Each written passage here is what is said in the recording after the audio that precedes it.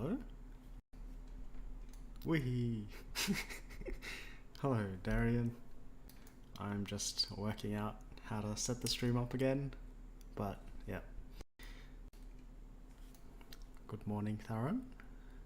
Morning, Andre. How's it going? I wonder how the delay is, if it's like 10-second delay or 5-second delay. Hello, Jimmy and Baskar. Jimmy, VIX, what is it used for? VIX is an inverse of the S&P, and all the indices generally move in tandem, so we can use VIX as an inverse for the indices. So long story short, let's just look at this most recent bullish leg. If VIX is inverse, we should see a bearish leg, which is a short-term bearish leg here. So if I find some random example, let's say yesterday after London close, we had a dump in VIX, indices should show a pump, right? After midnight, that pump. So yep, they're just inverse, that's all. Just an extra correlating marker you can use.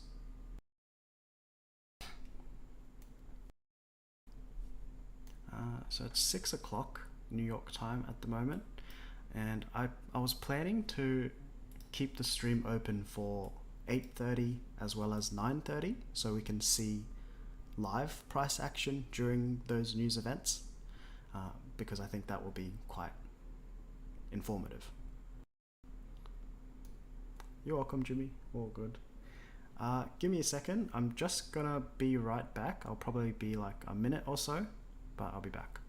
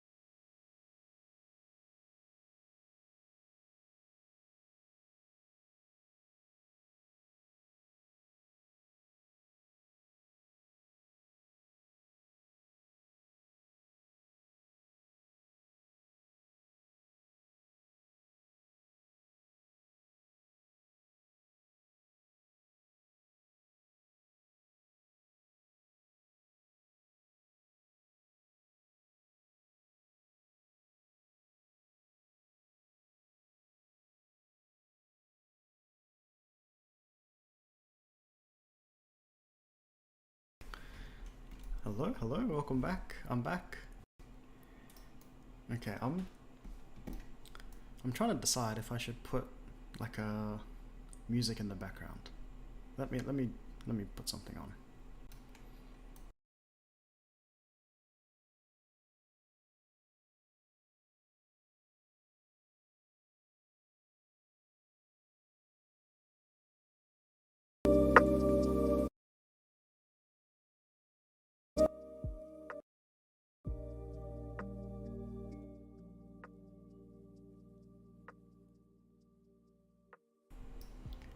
I'm not sure how loud it is, but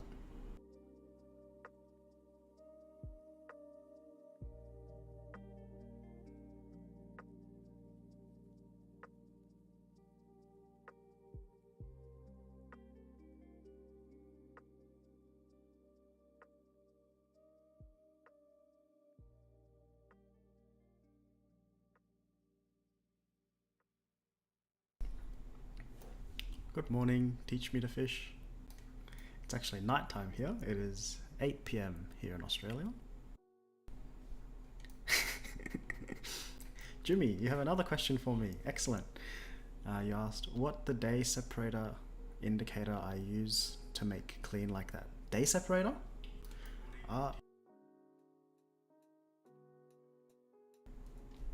Sorry, just muting my phone.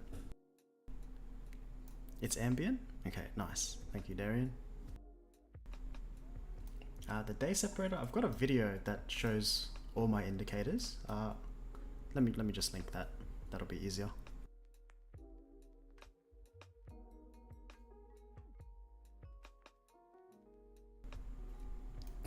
Good night, Samuel. Yep, that's it.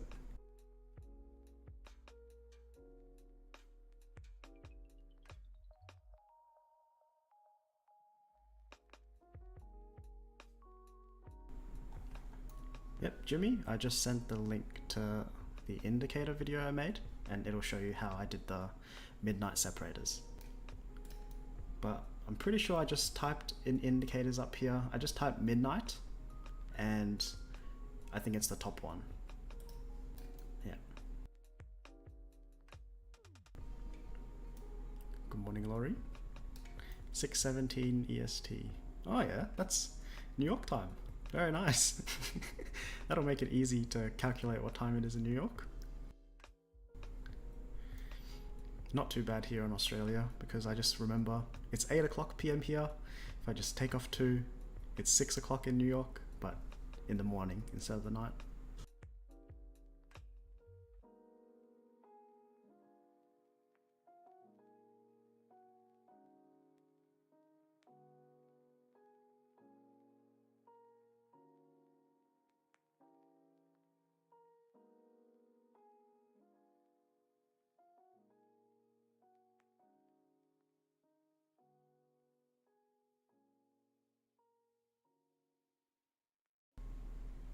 Bhaskar, you have a question for me.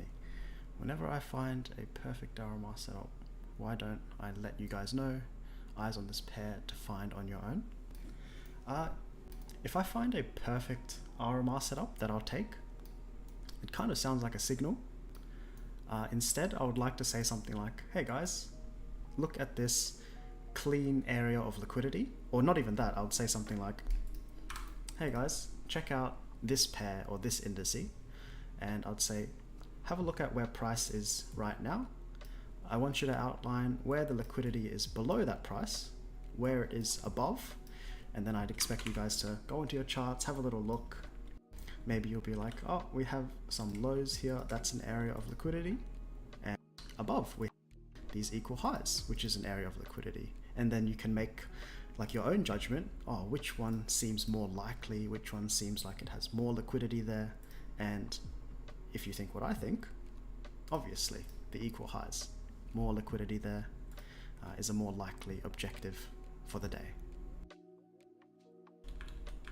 And then when you have your objective in mind, then you can start to look for an RMR setup.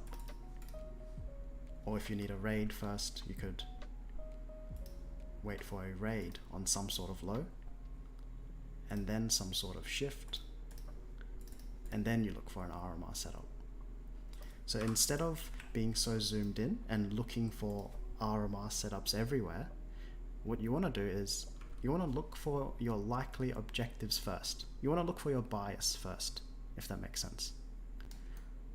Because a lot of people, they see an entry pattern, they see an RMR, but they haven't got a bias, and that makes it hard to decide which side to be on the market, if that makes sense.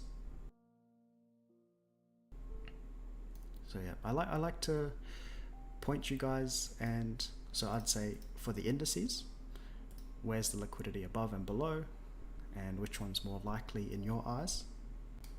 I've kind of labeled it, so I'm kind of cheating here, but of course it's the lows. The lows are just a bit cleaner.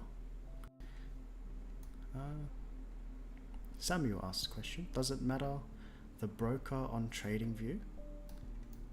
What do you mean? Does it matter the broker on TradingView? Like when you pick a broker on TradingView? I always trade using the terminal, MT4, MT5. I've never traded live with TradingView, so I'm not too sure. Not too sure what you mean. What symbols do I plan to trade today? I had an idea on the FTSE, the UK, and I also had an idea on GJ, but for now, since we have news at 8:30, which is the USD high impact news, I'll be monitoring indices and using DXY and VIX to help me decide when or how I'll enter on the indices. Yep, I'm on Oanda charts. I like to keep things consistent, so I just found when I just type in NAS 100 or US 30 or whatever, it defaults to some random broker, so I just like to keep it consistent. This one I keep at the bottom because this is my higher time frame chart. I just like to have something separate from something messy, I guess. But yeah, it's Oanda, not because I trade with Oanda, but I've just always used that and it's consistent for me. And for Forex pairs, it's forex.com. So all my Forex pairs are all forex.com. Yeah, because if I type in Euro USD and I just click enter, it'll default to something else. It'll default to this one, but I've noticed the data from FXCM sometimes is a little off, so I stick with forex.com, but it's not a big deal. You can pick whatever you want.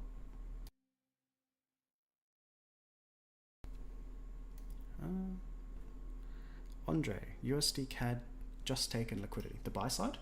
No, not the buy side, the sell side.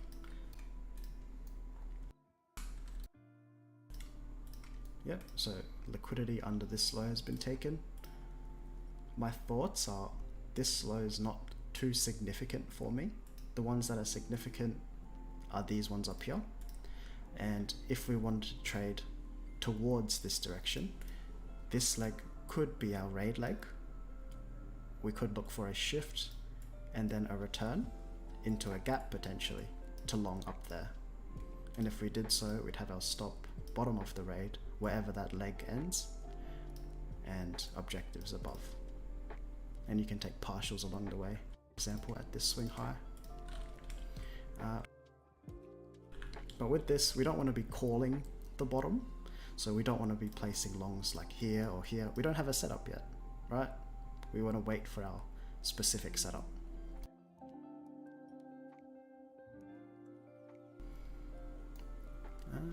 What's next?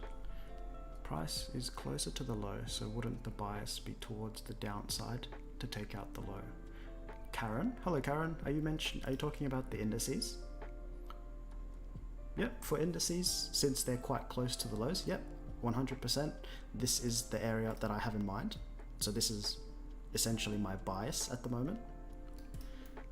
But we have to keep in mind that the day is still fresh. We're still in the London and we have a lot of volatility during New York session. So I have a little indicator down here. Green is London open, red is New York. So if we wait till New York, and we can't forget news at 8:30, which is the high impact one. And then we have 9:30 equity open. So those would be likely times for price to make an excuse to inject volatility and take out liquidity. So yeah, we have to be careful when there's news ahead because they might save the movement for news. I think what I'm trying to say is, even if we have like a really clean bearish RMR pattern or something to go short, if we have news ahead, for example there, price might not want to take the liquidity before news. Price might want to generate more liquidity prior to then, and then when news hits, then it will be a more likely time for liquidity to be taken. I think that's a good point to mention. Okay, what's next? If an RMR formed just before a kill zone, is it a good one to take? If it's before a kill zone, as in like before London, I usually never trade before London Open, so I can't really tell you if it's a good one to take. But what I can say is if what you're aiming for, what your objective is very, very clean, go for it. Right, so let's say we have these, let's just say we have, okay, let's go into DXY, it's cleaner. Let's go into UCAD actually. Let's pretend we're before a kill zone right now. It's not London, let's just say it's just before London, and price has made a really clean bullish RMR. So it raided, it shifted, it returned, and our objective is undeniably very clean. Then yes, this would be a good idea to take. But in the end, if you're trading outside of a kill zone, you just have to be mindful that there's less volatility, right? We can see obviously during these times, the kill zones, it's more liquidity, more movement, and afterwards is less movement. So you have to keep that in mind when you're trading. If you're outside a kill zone, price is less likely to move as much, but if your objectives are so clean, why not take the trade? Right? You can take your entry, your stop's controlled, go for it.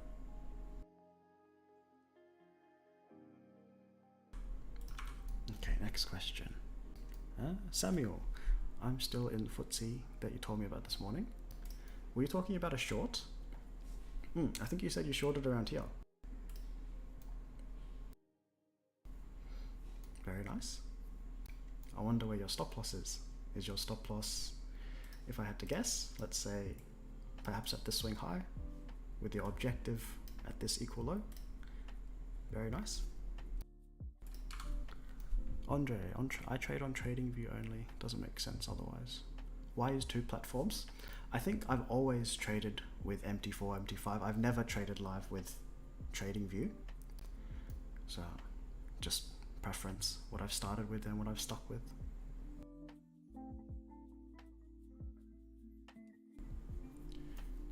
Hello Malek from Australia. What time do I sleep? Bro, I sleep at like 4 o'clock every day. Unless I have something to do in the morning, I'll probably sleep after I can see the equity open. So if I see equity open and it's like 11, 12 o'clock in New York, I'll probably go to sleep then, which is like 2 a.m. But I'm like a night owl, so I sleep at like 4 o'clock, which is around 2 p.m. New York time. So most of the volatility will be dead by then, other than the PM session, but I don't trade the PM session as much. I prefer kill zone times. But yeah, I'll sleep at 4, wake up early afternoon, maybe 11 o'clock, 12 o'clock, do some exercise and do what I need to do. Congrats on 1K subs. Thank you so much, man. Malik, you love my content. I'm glad. It makes me happy to hear that. I hope my content can value your trading, add value to your trading. Do I plan to do more live sessions or only today? This is the first one. Sonjay, is that how you say your name? So I really don't know. Depends on how this one goes. If I really enjoy it, I feel like I'm enjoying it. If people keep asking for it, might as well, right? If people keep asking for like a signal room, I'll probably charge for that. But yeah, live trading, who knows? I might do more. That was a joke about the signals. I don't like to promote copying others, so most likely not. But you never know. Maybe I'll sell out. Maybe I'll sell out in the future. Also, AZ, can you please upload this to your YouTube? Wasn't able to. Depends how long it is, because if I have to upload it, it might take like a million years. My internet's not that fast, but I'll keep it in mind. I'll keep it in mind. Sonjay asked, do you have a daily bias and how did I come to it? Depends on which of the asset classes you're talking about. For example, if we just look at USD CAD, the daily bias is always based on logic and liquidity, and then we can add other things to it like correlating markets and sentiment, whatever. But long story short, our daily bias is just based on which area is more likely or has more liquidity. It shouldn't be like a difficult thing, and it's not something that you have to be right every single time. Because if you just think about, if I didn't have a daily bias and I'm so zoomed in, as soon as I find a bias pattern, I'll place a buy order. But as soon as I find a sell pattern, I'll place a sell. But you can see if you don't have a bias, you're probably gonna follow both, right? You don't have like a overall outlook on what's more likely. So something that's really helpful with just having a bias is, so we've determined USD CAD has clean highs, so my bias for this is bullish, whether it's during news event, later during the day, to the end of the week, whatever. I've just decided this is more likely because there's more liquidity there. So when I'm zoomed in, if I get presented like a really nice sell opportunity like this, I'm not going to take it because I have objectives above that I've decided to be more likely. Of course, price can respect this pattern and just completely shit itself, but that's not what we're trying to find. If we have a bias, that's not what we're trying to do. We want to wait for, instead of a sell pattern, we want to wait for some sort of buy pattern, like a raid, shift, return, like an RMR buy. And then we'd filter out the sell and we'd only focus on the buy. So that's the importance of having a daily bias. You can filter out less selective trades.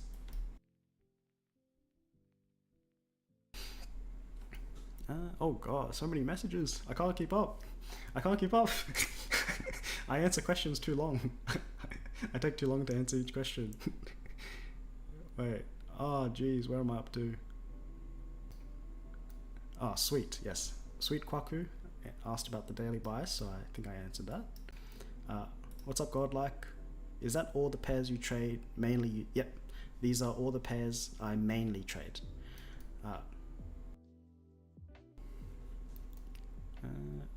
Alyssa, or ISAU, can I check APE USDT? What the hell is APE USDT? Is that T-bonds or something? Oh, it's a crypto. Oh, ape? Wait, is it? Oh, okay. I've never really looked at crypto, so I don't think my advice on it...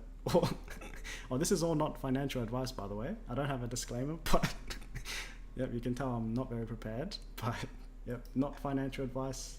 Trade with your own responsibility, whatever. Yep. I don't trade crypto, so I can't really give you any informative decision on this pair. Because all pairs and asset classes have their own tendencies, like they all have their own personalities. I haven't spent enough time with this, so I can't really tell you what my thoughts on it. You're shorting it. What are you aiming for? That's my first question. If you're shorting, what are you aiming for? Like, of course, we can see a gap and we can argue that if it reaches the gap, we can short. But the first thing you should say is, what are you aiming for? If there's like an equal low to the left, if I scroll back and there's an equal low, excellent. That would be a good idea. Let's have a look. Oh. All right. Well, you can't make this up. Wait, let's scroll back more. You can't make this up. I've never looked at this in my life. Jesus, what is this? Jesus. Okay. Well, this is obviously a quotation mark strong area of support. I don't know how APE tends to react when it reaches strong areas of support, but if it does, like forex pairs and indices, this is just liquidity underneath the market, right? There's no doubt that there's a lot of liquidity there. A lot of people are placing buys at areas of support. A lot of people are placing sells from breakout traders. And if someone's longing up here, they're putting their stops down there as well, right? So all in all, this area is a very key area. And if you decided to short, yeah, you've decided to short within this gap, I suppose. You could wait for a very optimistic entry. So if it goes higher, you get a better price, but it's less likely to. But overall, yeah, you're in a short, you're aiming for liquidity, it's logical. And if any of your decisions are based on logic, I don't see any fault with it. Yeah, so not a bad choice. Let me just clean off everything in this chart because I'll probably never open it again. That was interesting. That was a good experience. I was like, if we find an equal low here, yeah, that'd be a key area. Because my initial thought was, if you're shorting, right, a lot of people like to zoom in and they see a short pattern and then they take a short. But once they take the short pattern, then they're looking for objectives, right? It's the wrong way around. You got to look at the objective first and then find a short pattern, right? That's how it should be. But yeah, no, it looks like you're aiming for a key area. So no, okay, next question. Geez, I take so long to answer questions.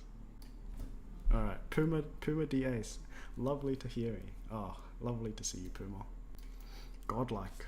Am I in Melbourne? No, I'm not in Melbourne. I'm a little private with my personal stuff, but I am in the eastern side of Australia. I guess that includes Melbourne, but narrows it down a bit. Baskar for USD CAD. Oh god, I think I'm just going to answer a bit quickly. I'm just going to answer them a bit more briefly. Baskar USD CAD, would 1 minute break in structure is enough to take the trade, or you wait for 15 minute? Everything is case by case. So if you're looking for like a break in structure to go long, right, to the equal highs, you have to keep in mind what else is at play. Let's talk about the first thing. I'll just do it briefly. Geez, okay, there's too much to talk about. Briefly, sentiment, right? It's obviously bearish, so when sentiment breaks, everyone that's shorting is going to get stopped, right? They're placing their shorts, they're placing their stop losses at recent highs. These guys are going to get stopped eventually. I don't know when, I don't know how, but they will get eventually. So it's not like a 5-minute time frame I'm looking for it, or a 15-minute time frame rate I'm looking for it. Because in order to trade the RMR pattern, it's not just the raid you need to look for, right? Like, it doesn't matter if this raids here or raids here, because afterwards you still need to find a market structure shift. And then after that, you still have to find a return. So there's a lot of like elements before you even get in. And the RMR is like a very systematic way to help you be more selective with your trading. Also, there's a low down here. If price, so this is the raid leg. If it continues to raid without shifting and ends up reaching down here and then starts to shift, I wouldn't trust this, because you can see what we've done. We've created an equal low, created more liquidity. So even if you had an RMR pattern right then, I wouldn't trust this because of liquidity being so close, right? So if we get close to it, then liquidity is being generated. It looks like it's kind of doing it now, but on the other hand, if it didn't come down there and started to shift, then that could be an idea.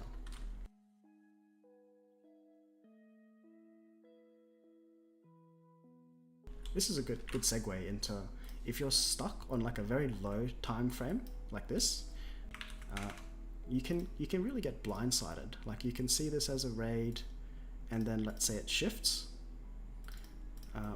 but you don't know what it's reaching for.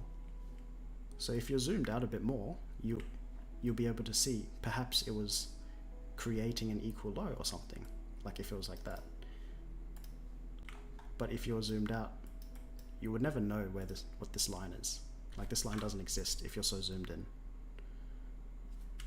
So yeah, always be aware of where price is reaching. Okay. I said I was going to answer things briefly, but it seems like it took like 5 minutes to answer that question.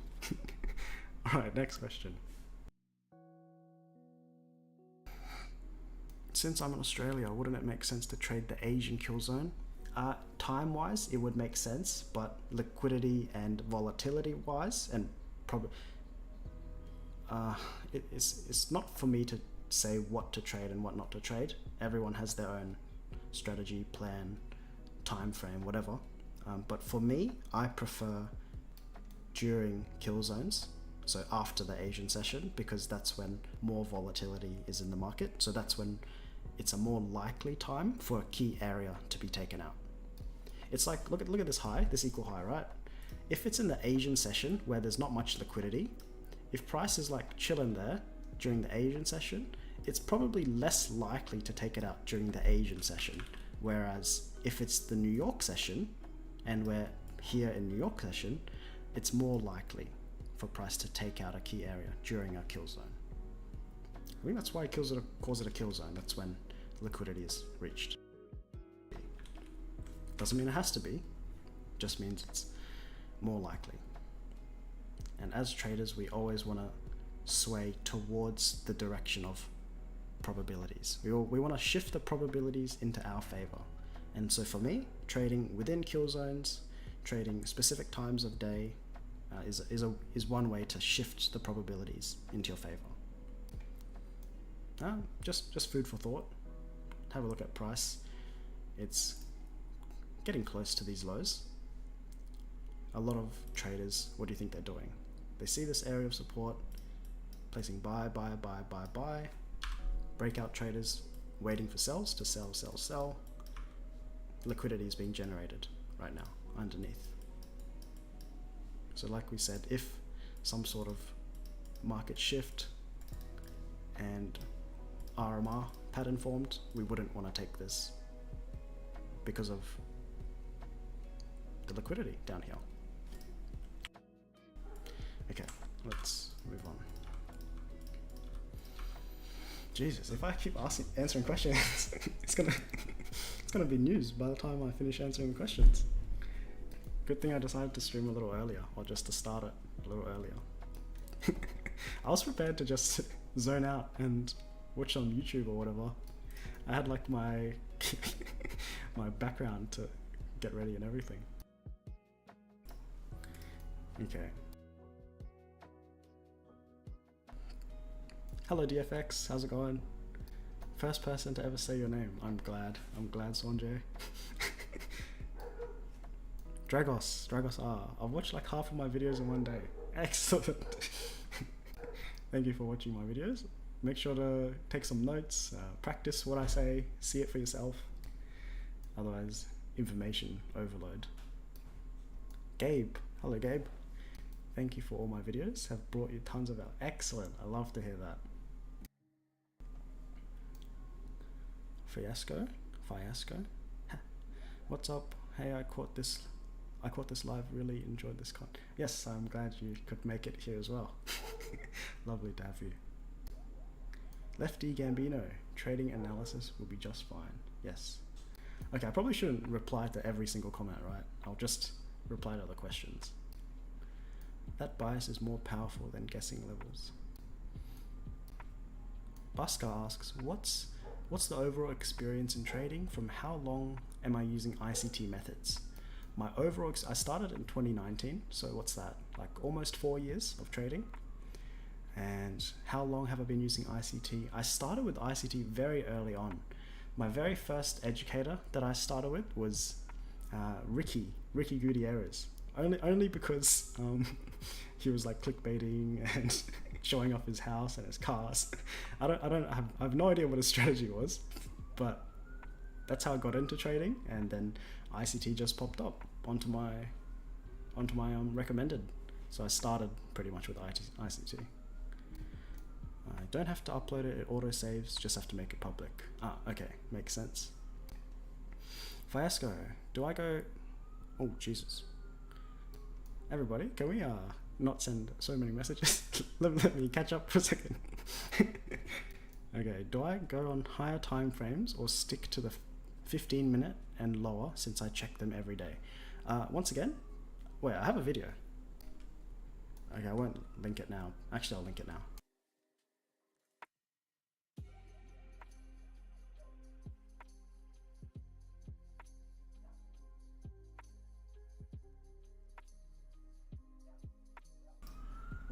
I'm trying to find the video that's, I titled it Near-Term Analysis, because everyone is talking about higher time frame analysis. That's a pretty good video where I talk about which time frame to use, but it also depends on like your type of trading. Of course, if you're a swing trader or a very long-term trader, you're probably not going to care about a 1 second chart or a 1 minute chart. Okay, I'm just getting it up now.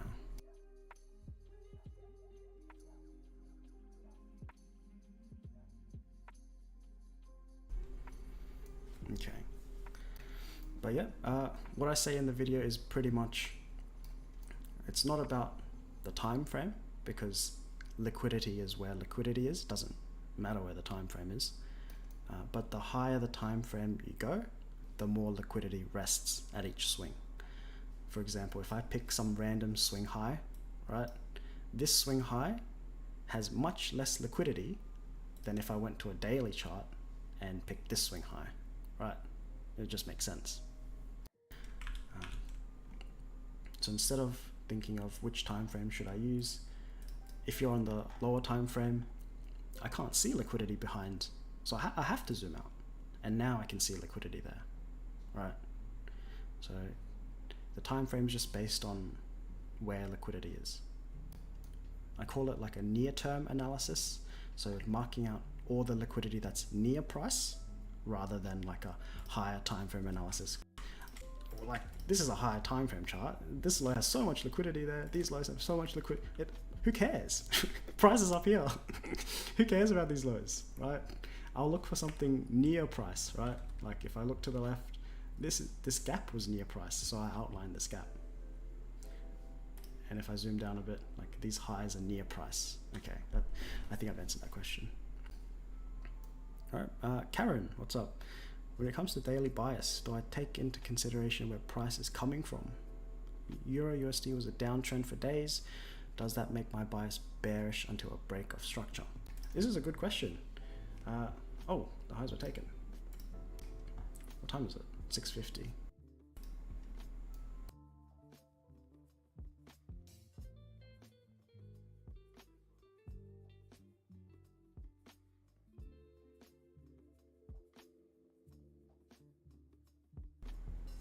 Sorry, I just zoned out for a second. What did you say? Oh, you said something about EU. If it's like a strong downtrend, would I stick to a bearish bias until break of structure? Once again, bias is just based on a likely area of liquidity. So if it's very, very bearish, but let's say within this bearish trend, price made like some stupid equal high, right? Then the next day, I'd probably look for those highs to be taken. As long as we weren't like at like another set of equal lows, then yeah. When the day starts, find liquidity above, find it below, just make a choice which one's got more there, which one's a likely one, and just that's the bias. And you can always swap bias throughout the day, but it has to be based on logic. It can't just be swapping whenever you want. For example, it's like USD CAD, my bias is bullish, right? This low is about to be taken. So if my bias is bullish, I'll be looking for longs. But if this is taken, if this area of liquidity is taken, but on the way there it created like some ridiculous equal lows, then my bias is probably not going to want to see price to continue, but it's probably going to want to see price go to liquidity. So you can change your bias throughout the day, but it's all based on logic. Okay, next question. List of indicators. I have a video on that suite. I probably won't link it again because I've linked it before. Someone's asked already. Danny. Video on how I journal my trades. Do I use a software or journal? I just use Discord. So I have a server of my own. I could probably do a video on that. Wait, let me open my journal real quick.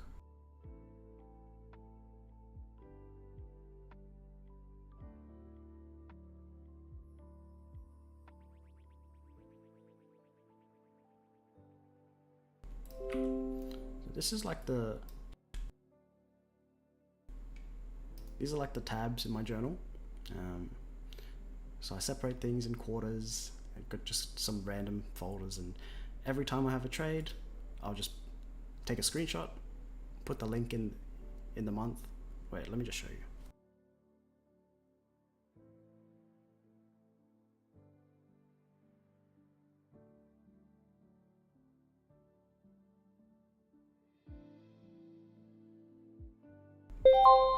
Wait, I've just got an alarm. What is that alarm? Can you hear that? Give me a second.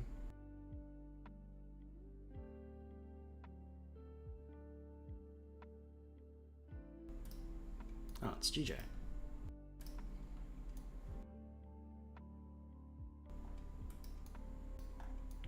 This was my plan. My plan was these equal lows, and my alarm was set at this area because I wanted to see price retrace into this before dumping, but obviously it dumped without that retracement. I forgot to take off my alarm, so that's what you're hearing.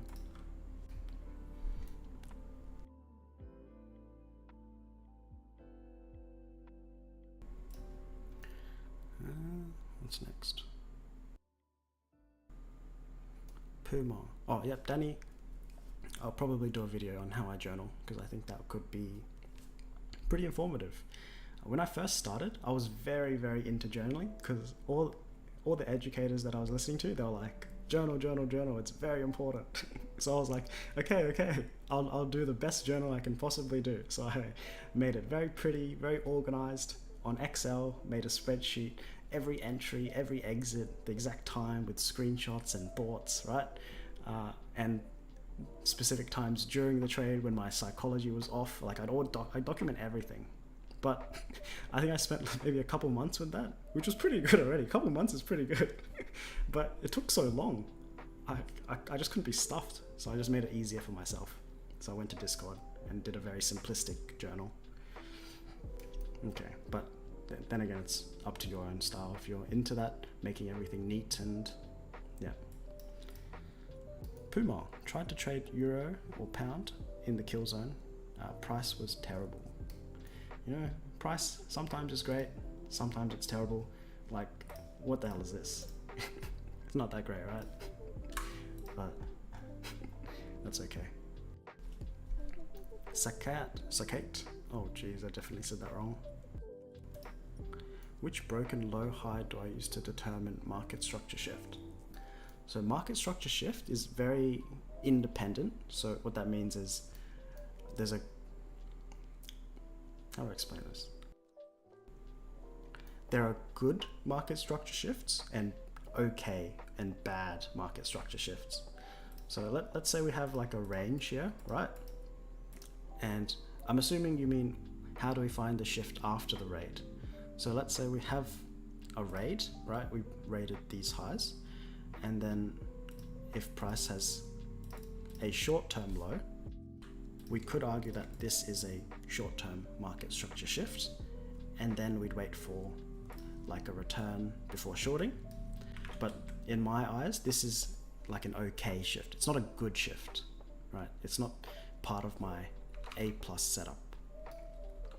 What a good shift would be is instead of creating a short-term low that gets broken, it needs to break whatever created the raid's leg. So if this was the raid leg, this bullish leg, whatever created that raid, so it started down here, this was the swing low. If this initial leg for the raid gets broken like that, this is a more decisive market structure shift. It's not a bad shift anymore. It's a better shift. And then there are some things that determine whether it's a really good shift, it's an A+ shift, etc. But I might go into that in another video. It's like RMR. There's always good RMRs and bad RMRs, and then there's A+ RMRs. I don't think I've talked about that too much. Huh? Xander, what's up? Thank you. My videos are motivational. Oh, excellent, Xander. Wow, how to make 20 pips a day? That's a very open-ended question. First, just get better at trading, and then you'll be able to work up. How to make 20 pips a day? I don't know, man. Just practice. Just focus on how to read price instead of how to make pips, right? If you can read price, it doesn't matter how much you're gonna capture pips regardless. So keep the focus on the skill rather than the result. Keep the focus on the process rather than the result. Kind of. Gold, please. Gold, please.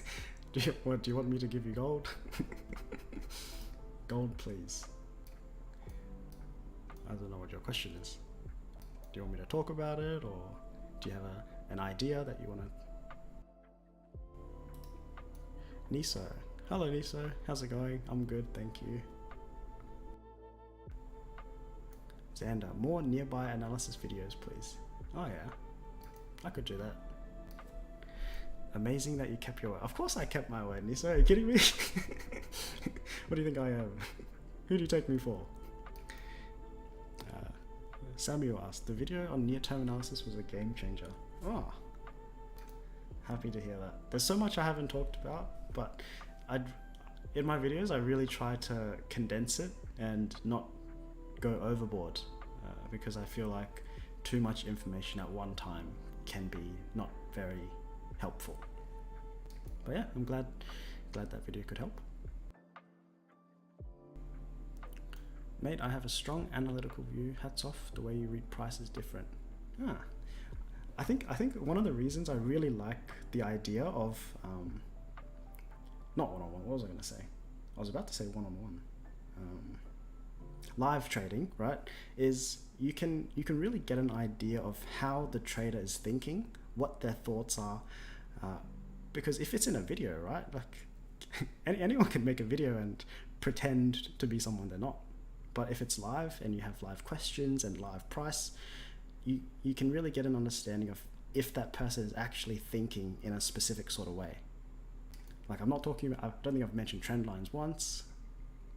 I can talk about trend lines, which can be a good way to determine sentiment, but I'm getting off topic.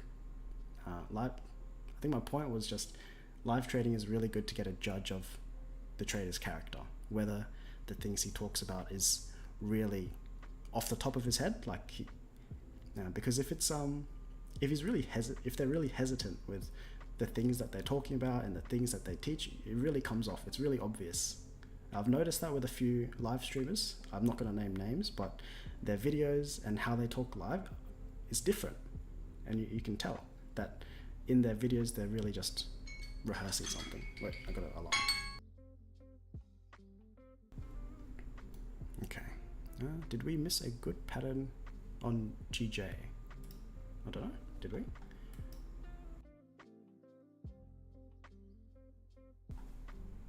Are you referring to raid down here, market structure shift, return into gap and a long with a short, with a stop loss there, and objectives could take a partial here, but what's the final objective? Could be these equal highs, but so by itself, the RMR is very, very clean. And if you had the foresight to aim for this gap or aim for an objective above, really hats off, this would be an excellent entry. I think you had like 5 minutes to get in.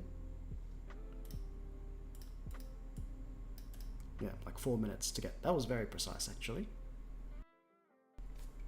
We could aim for this equal high as a partial as well.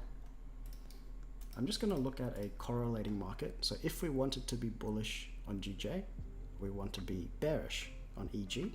So if I look at EG, I want to see some sort of reaction either at a point of liquidity, a big figure, liquidity or a big figure. So could we have foreseen it? What time did it enter? 6:35. EG at 6:35. It was close. The way I trade EG, I put a lot of emphasis on these big figures. So if EG pumped and hit that at 6:35, that would be a pretty great idea on GJ. This is all hindsight once again, but if I was really wanting to place a trade on GJ, I would have waited for this to be tapped before shorting. It was very close to, but yeah. And EJ once again should have objectives above if we want to long GJ. Objectives above, they just look like regular swing. This was just a regular swing high, not an equal. And some more regular swing highs. Anything higher, and then it's just higher time frame levels. But below is a bit cleaner. But we have equal highs, so we could wait for a raid, then a market shift and a return. Something like that. And if we can find a time at this point, at the same time EG hits this, then that would be a great idea.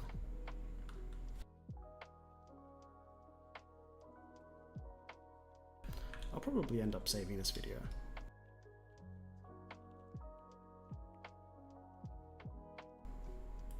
But no, I really like the setup. It was very clean by itself, and EG had some good confluence with it. But the objectives above are just kind of regular. Next question.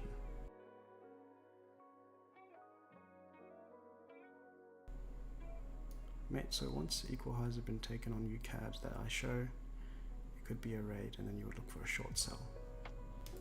This is a pretty good point. What Niso said was, when USD CAD reaches those equal highs, then do we look for sells? And my response is, I hear a lot of people talking about finding a trade after a key area has been reached. But the way you want to think about it is such a key area in mind. For example, it's these highs that you're mentioning. Wouldn't you want to look for trades that reach that area? Because you have this common area in mind. Why not try find a trade that reaches it instead of, once it reaches your common area, waiting for like a reaction and a trade afterwards? Because once you have a trade afterwards, what are you aiming for? Your objective is a bit lost. You don't know what you're aiming for anymore. Then you have to look for, oh, maybe there's a swing low here, swing low.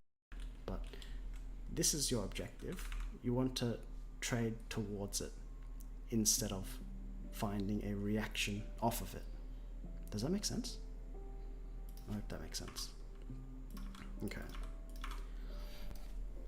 Karen, GJ chart you just pulled out. My plan was to short it aiming for the lows, but since it took those lows, made an RMR, there are highs to be taken, wouldn't have been a good long.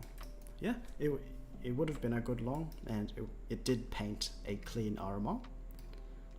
But like I said with the USD CAD, for my trading style, I like to aim towards my objectives.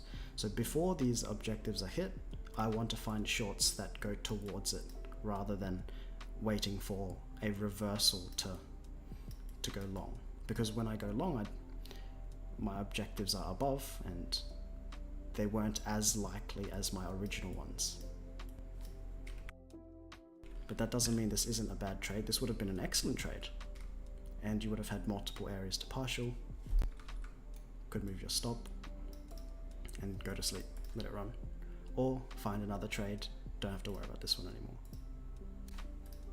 But yeah, this was a great trade if you took it.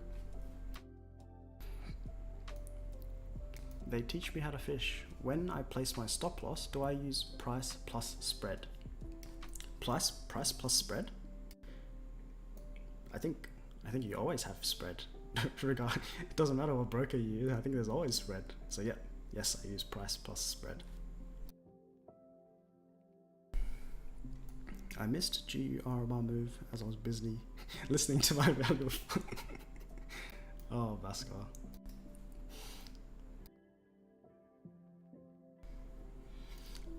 Alright, you have to come to terms and value up. Does missing an RMR move or hearing whatever I said mean more value, I guess? Maybe you can use whatever I said to help you find more RMRs. That would be a good trade-off. Darian, going deeper into raid plus reach. Self-explanatory, ignore same question. I tried to reply to every comment.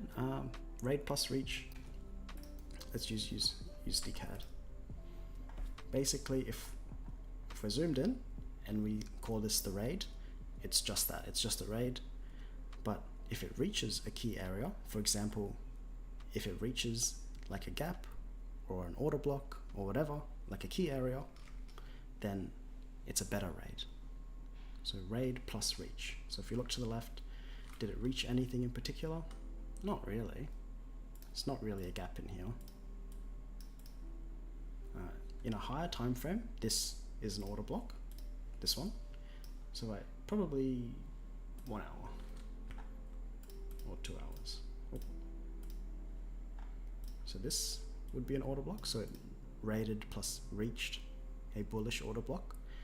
So this could be called a good raid. But yeah, the raid is not done. And we're not trying to pick bottoms, obviously.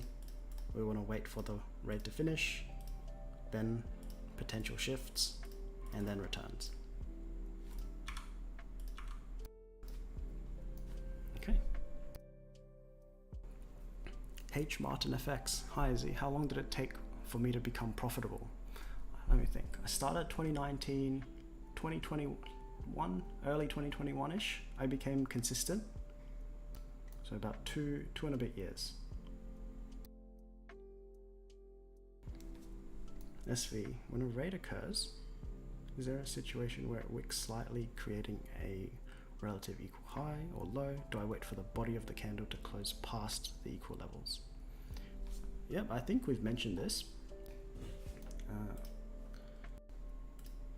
Like once again, like we're on the USD CAD again. Just remember this low here. I've drawn a line there. And with this, once price reached that equal low, we wouldn't really call this a raid. We'd call this more so generating liquidity. So it created an equal low. So you asked, do I wait for the body of the candle to close or go past the equal levels? I want to see this area of liquidity be taken out. So if it just comes here and bounces up, it didn't take out the liquidity. In fact, it generated more liquidity. Does that make sense? Like even if it closed like this, there's still, I'm sure there's still more people buying and buying and buying, right? They still see this as an area of support. But like now it's undoubtedly taken the liquidity, right? So if someone placed their longs and they had their stops at the area of support, they're most likely stopped out.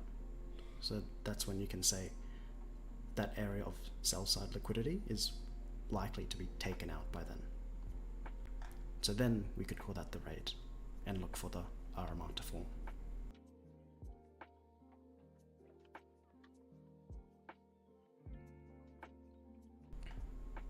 Okay, maybe a video on poor and A+ RMR setup. That's a great idea. I've had that one planned actually. It will be a long video. I'll probably separate it in each section, like what's a good raid, what's a bad raid, good shift, bad shift, etc. But yeah, that will be a plan for the future. International trader. I just want to can you take a look at gold? I think gold will reach 1601 today or tomorrow. What's at 1601? Is there something interesting there? 16. What's at 1601? What the hell? How far is 1601? Oh, this low? Wait, further? What's at 1601? Why? Why is it gonna reach here? Wait, let me zoom out a bit more.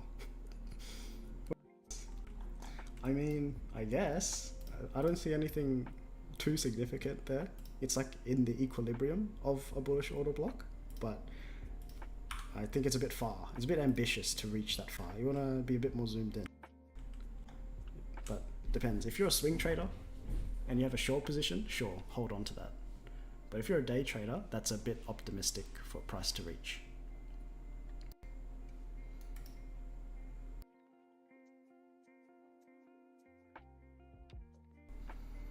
Today or tomorrow, 16:01. This sounds very unlikely. I don't know what's going to happen during news, because news is at 8:30. But personally, 16:01 is a bit of a reach. A lot of a reach. What points do I use to draw a fib for determining? Yeah, that makes sense. Yep, so 0, 0.5, 0.62, and 0.79. Discount would be below this 50%, and premium would be above it. And then I've just got like the standard deviations from 1 to 5. So if you like zoom out, it goes up to 5. Don't use it too often, but it's a thing. For example, if I measured this price leg, this distance with 1 extra standard deviation would be this level over here. And if this level correlates with a key area, then it could be a likely objective. But that's something else. Okay, Samuel, GJ and AJ. We'll start looking at EG now. Wait, it does? Yeah, I mean, as long as it's got some sort of correlation, so GJ, AJ, they both are yen pairs, so they will have correlation. I like to monitor EJ and GJ because I already monitor EG. It's like a strength boost is the way I explain EG. For example, if I want to be bearish on the yen pairs, so I want to short EJ and I want to short GJ, which one do I pick? I'm not just going to pick a random one. If I look at EG and let's say EG has a lot of liquidity down here and reaches a key area for it to go down, then if EG is bearish, which one is weaker? Euro is weaker. So out of EJ and GJ, I would choose to short EJ, if that makes sense.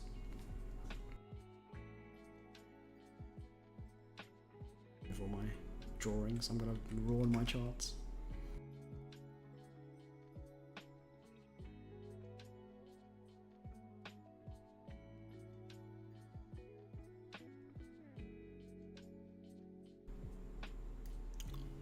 Tencog, what's up Tencog?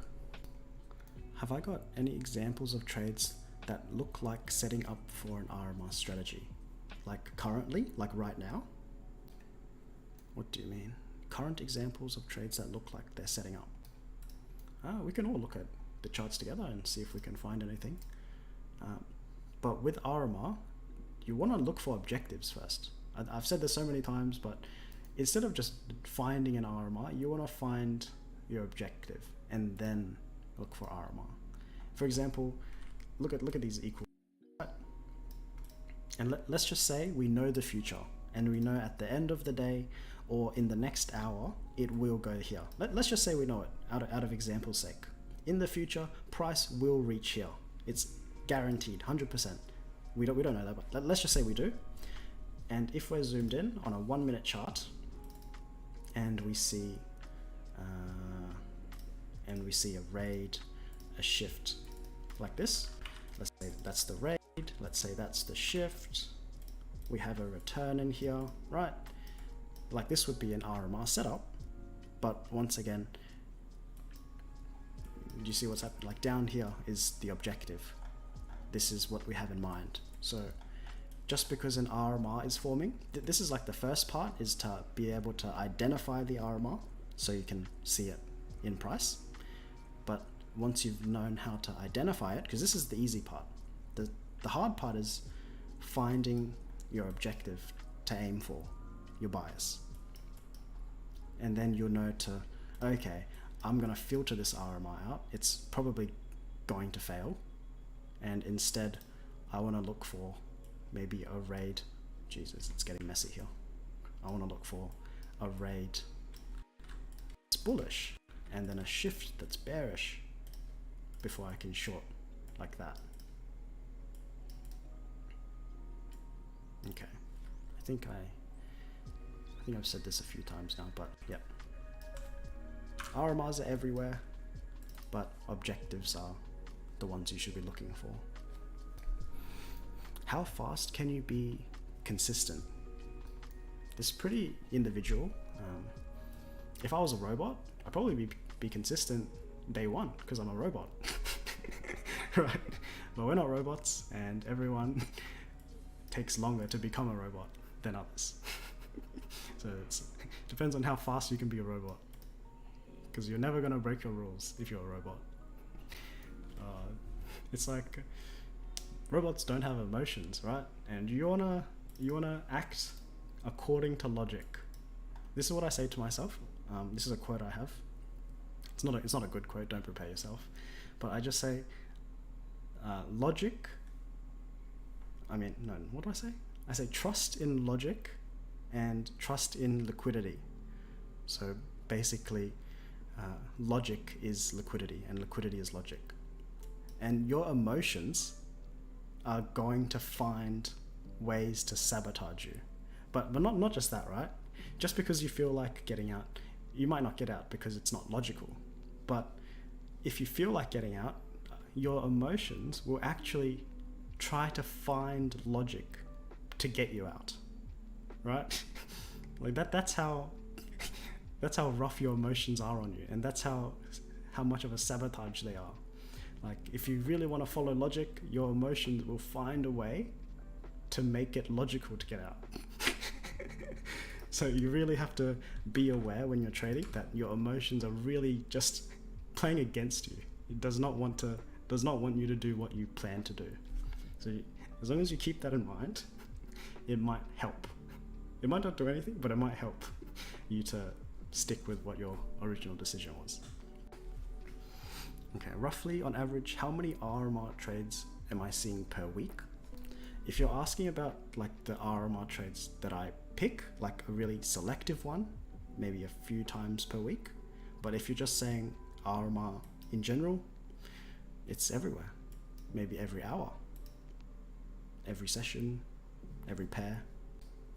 Like, for example, let's just say, pick a random swing. Let's pick a number from 1 to 10. Let's pick 7. Everyone pick 7. 1, 2, 3, 4, 5, 6, 7. Let's pick this swing. Okay, we call this a raid, call this a shift, find a return, find a short, stop loss there, objectives below. It's a losing trade. Like this was just a completely random RMR. There's RMRs at every swing almost. But what you're lacking is the bias, the objective. And if you just saw these equal lows and you have a bearish bias, you're gonna filter out bullish trades, but you're also, this was a bearish trade. This would just be a losing trade if you really like this idea.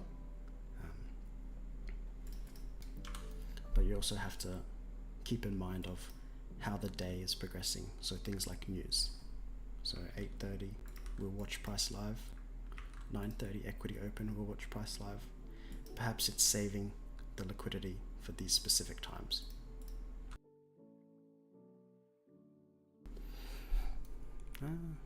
Darian, appreciate me digging the vibe. Please ignore my comment. I don't know. Oh, it's all good. Sonjay, how many trades do I take a week, and do I only take trades that follow A+, or do I sometimes take riskier trades? Generally, within a week, I'd say I take maybe 3. 3 is a good number. 3 is a good average. Because there are some days I don't take trades. Where I think Monday, did I trade on Monday? Let me check my journal.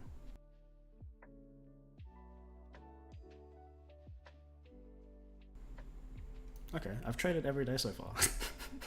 I've had three trades so far. Do I always follow A+ setups? No, I don't follow the A+ setups every single time, but I will but I won't take bad setups. I won't take RMR setups that aren't very clean.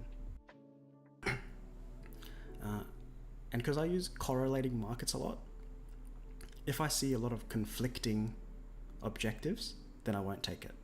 I think I have a note in here actually. What do I say? Conflict, DXY, low take, conflict, open gap, DXY equal high, low. Okay, so indices, let's just say we see all these equal lows. I want to be bearish. So NASDAQ, I want to be bearish. S&P, I want to be bearish to these lows. Dow, I want to be bearish to the lows. So if we want to be bearish for indices, I want to be bullish for DXY.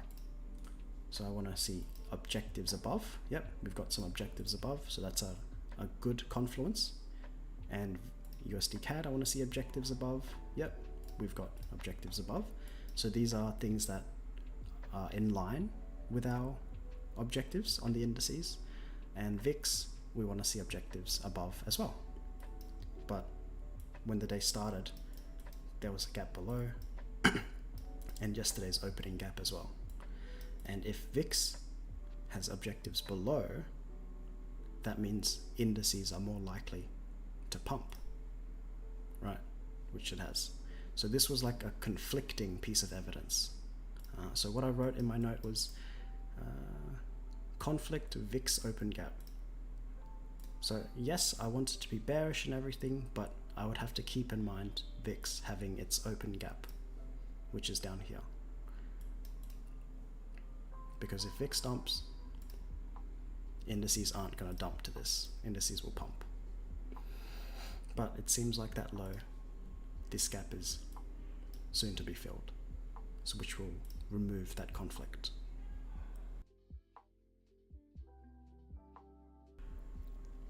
Karen, do I consider wicks for break of structure after a raid? Also, for a raid on a lower time frame, would it appear to be a body, but higher time frames would be a wick? Let me read that again. Okay, I get you. So does the market structure shift have to be a body? No. As soon as structure is broken, then that's it. Structure is broken. So I think a good way to explain it is, if we're waiting for wicks to close and everything, it's not how you want to see price really. Because for example, if we had like a 1 second chart and it, let's say we have a 1 second chart and it breaks it in 1 second and goes down, and it's just a wick up here, would we say that it broke structure? I would say of course it broke structure. It went above it, it broke structure. So it doesn't matter what time frame it is. As long as it breaks that area, then it's a break in structure.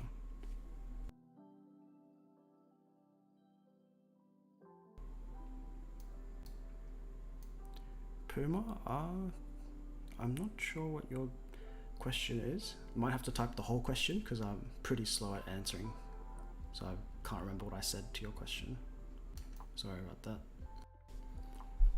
Dragos, which playlist from ICT did I find the most valuable? Most valuable? I kind of just binged his stuff. I just started from the beginning, kept going, took notes. But now that he's released his like mentorship stuff, that would be 100% the most valuable thing. It would take time, but if I was starting from brand new, I would start there. I'd start from month 1 and just go on. The very early, when I started, what did I watch? It was like, what would I do when I first started series? I think he has a series like that. And he talks about, not about trading, but about like the mentality towards going into trading, if it's right for me. That was pretty insightful. Baskar, overall gold is bearish, but gold gave a lot of RMR bullish setups. Is it good to take? It's up to you to decide where the objectives are. If you have objectives below and you find a bearish RMR, go for it. But if you find objectives above and you want to take a short, Probably not, right? So it's all about where you think the objectives are. Also, just food for thought, we have some sentiment here. You know what sentiment is. It's likely to be broken. And we have news coming up. And if gold goes down, it means indices go down. Does indices have reason to go down? Yep. And if indices go down, does DXY and VIX or USD CAD have reason to go up? Yep. So things are aligning. And if things are all aligning and we don't have too many conflicts, yeah, could be a great decision. But that doesn't mean we immediately short. It means we wait for a setup.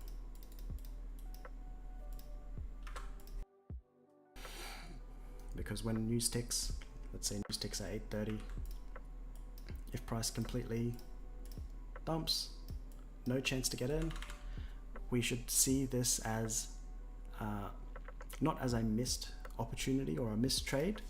We should actually pat ourselves on the back or congratulate ourselves for having such a like being correct with our analysis, like being correct on the draw on liquidity, like be happy that you analyzed the market correctly, because just because you didn't get a setup, there's going to be setups all the time, and when you don't get the setups, then that's just it. It's not a missed opportunity.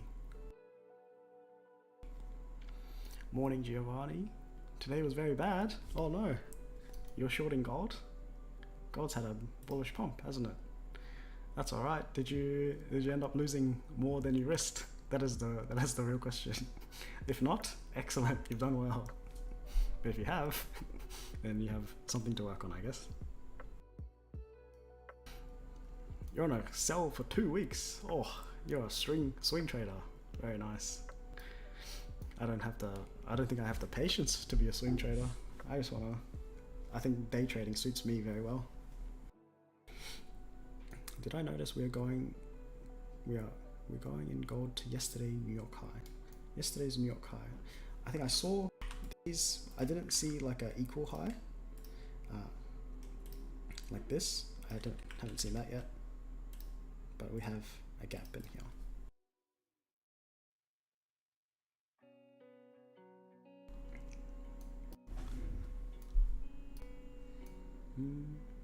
Oh, you're saying New York high. Yes, it did reach New York high. Yep.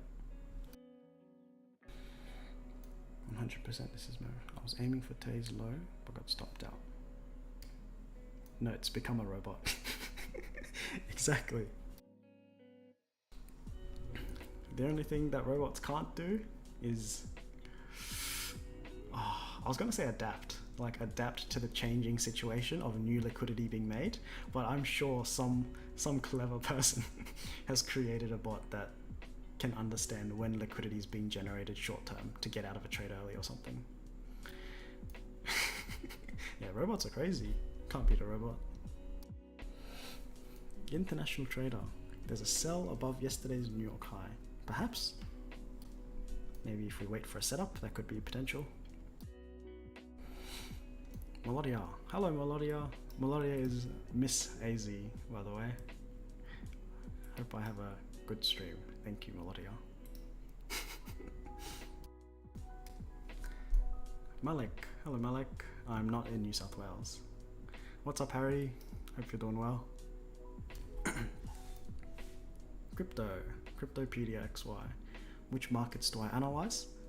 These ones on the right hand side are the majority of what I analyze, but if I want, everything will be correlated. So for example, if I want to look at EU, and I've already looked at EG and EJ.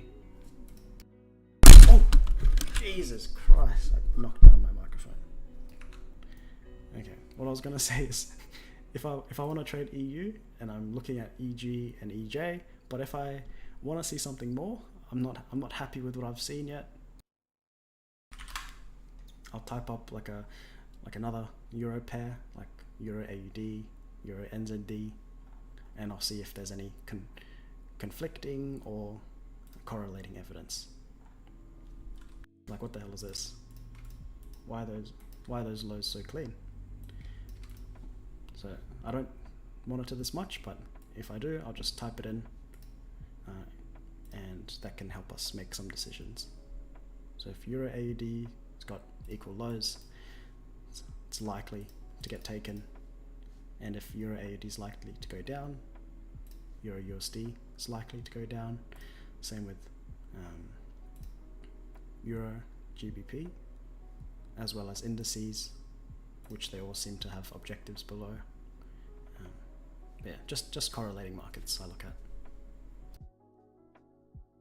at. Karen, for a raid, would I like to see the body of a candle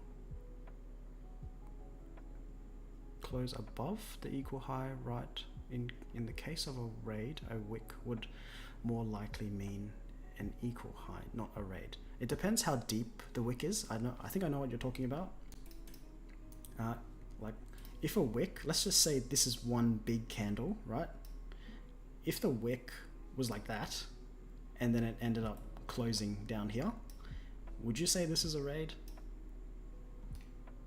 I'm sure, yeah, for sure. The liquidity here got taken out.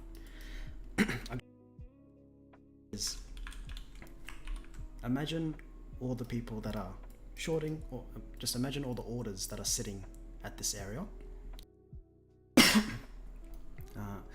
So people with stop losses, people with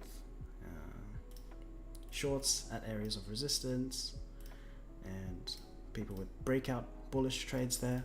All these orders here. A good way to think about it is with the price leg here, whether it's a body or a wick, let's say it wicks there and comes down. You then make the decision, did this wick end up, or do you think it would have taken out all these retail traders, or do you think it would have created more liquidity there? Do you think it would have stopped everyone out, or do you think people's stops are safe, or they're these breakout traders waiting for resistance to break? Do you think their orders got taken? I would say that this would not have taken the liquidity there. This would have generated more. Whereas if you have like a bigger wick, like you can get an idea, like fair enough, this is big enough to take out the liquidity there, like fair enough. Does that make sense? It's kind of, there's no like, I don't have a rule that has to move 6.5 pips above a high to be a raid. I don't have a rule like that. If you want to make a rule like that for yourself, excellent. That's a good rule to have actually. Like if it raids 10 pips, that's a raid. If it doesn't raid 10 pips, I'll call that not a raid. That could be a good idea. But for me, I just eyeball it. Wilson Project, how's it going? Really glad I found your channel. Discord's cool, everyone's helpful and serious about improving. Excellent. Excellent to hear.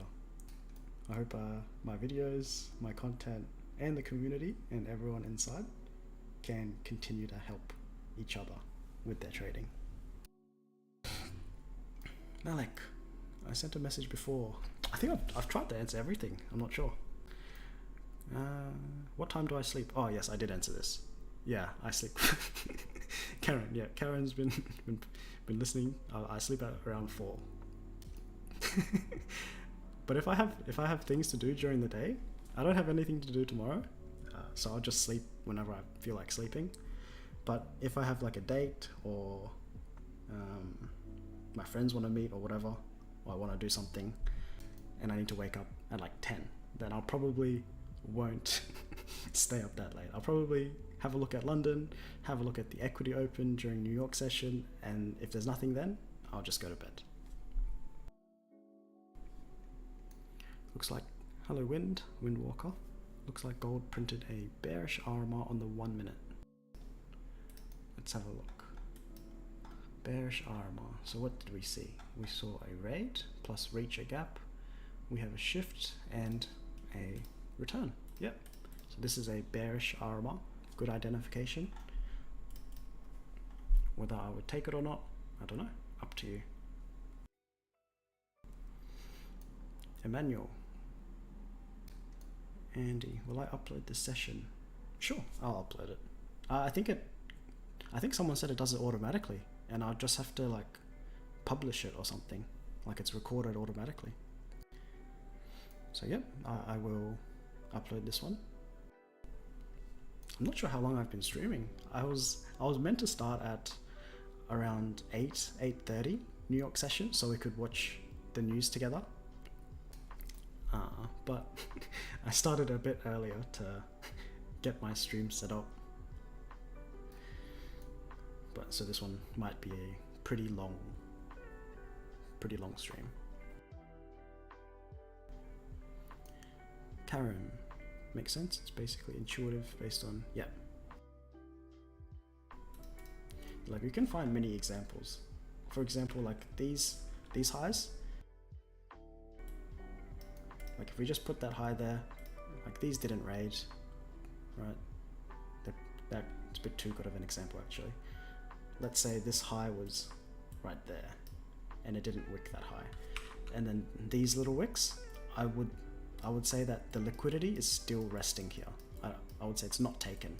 Of course, like on a 1 minute chart, on a short time frame, it would look like a raid, but it's not just a raid. You can see that it would have generated more liquidity as well as taken a bit. So this area is still a key area in the future. Seeing things in like 10 different ways, hoping that you can, hoping that it works for someone.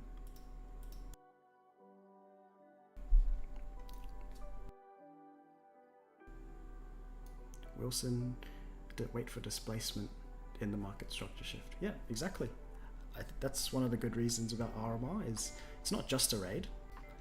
For example, we're not just looking to short as soon as it raids, because it's a lower probability setup. With the RMR, because there's so many factors before you can even enter, you have to wait for the shift, wait for the return, because those elements are there to help you become more selective. Karen, how old am I? If you don't mind me, I'm 25, started trading a year ago. Is it too late to start? Of course it's not too late to start. My mom wants to learn how to trade. Oh man, she talks to me, not every day, but she's like, oh, Andy, well, why don't you teach me how to trade? Oh man. So yeah, no, never too late to start. I am 24. I had to think for a second. Yep, never too late to start, as Malik said. Tenkog, you're very welcome for the stream.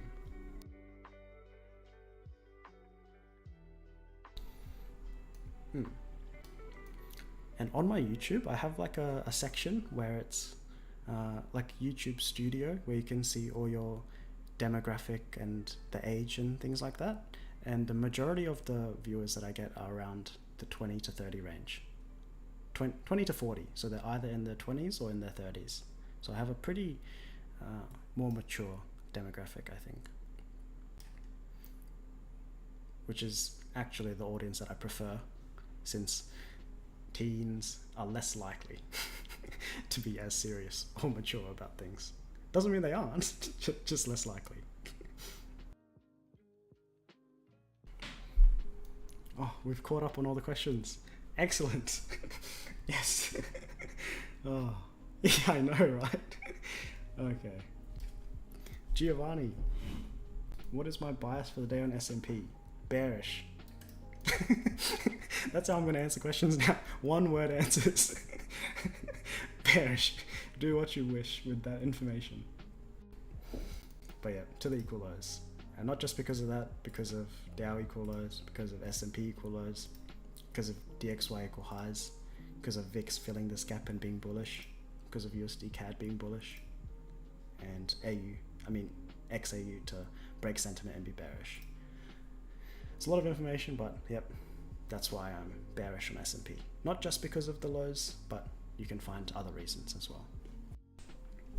Gabe, how much drawdown do I take before stopping out? I'm looking for a USD amount. What do you mean? sure you don't mean like a percentage? What do you mean? Or like a pip stop? It all depends.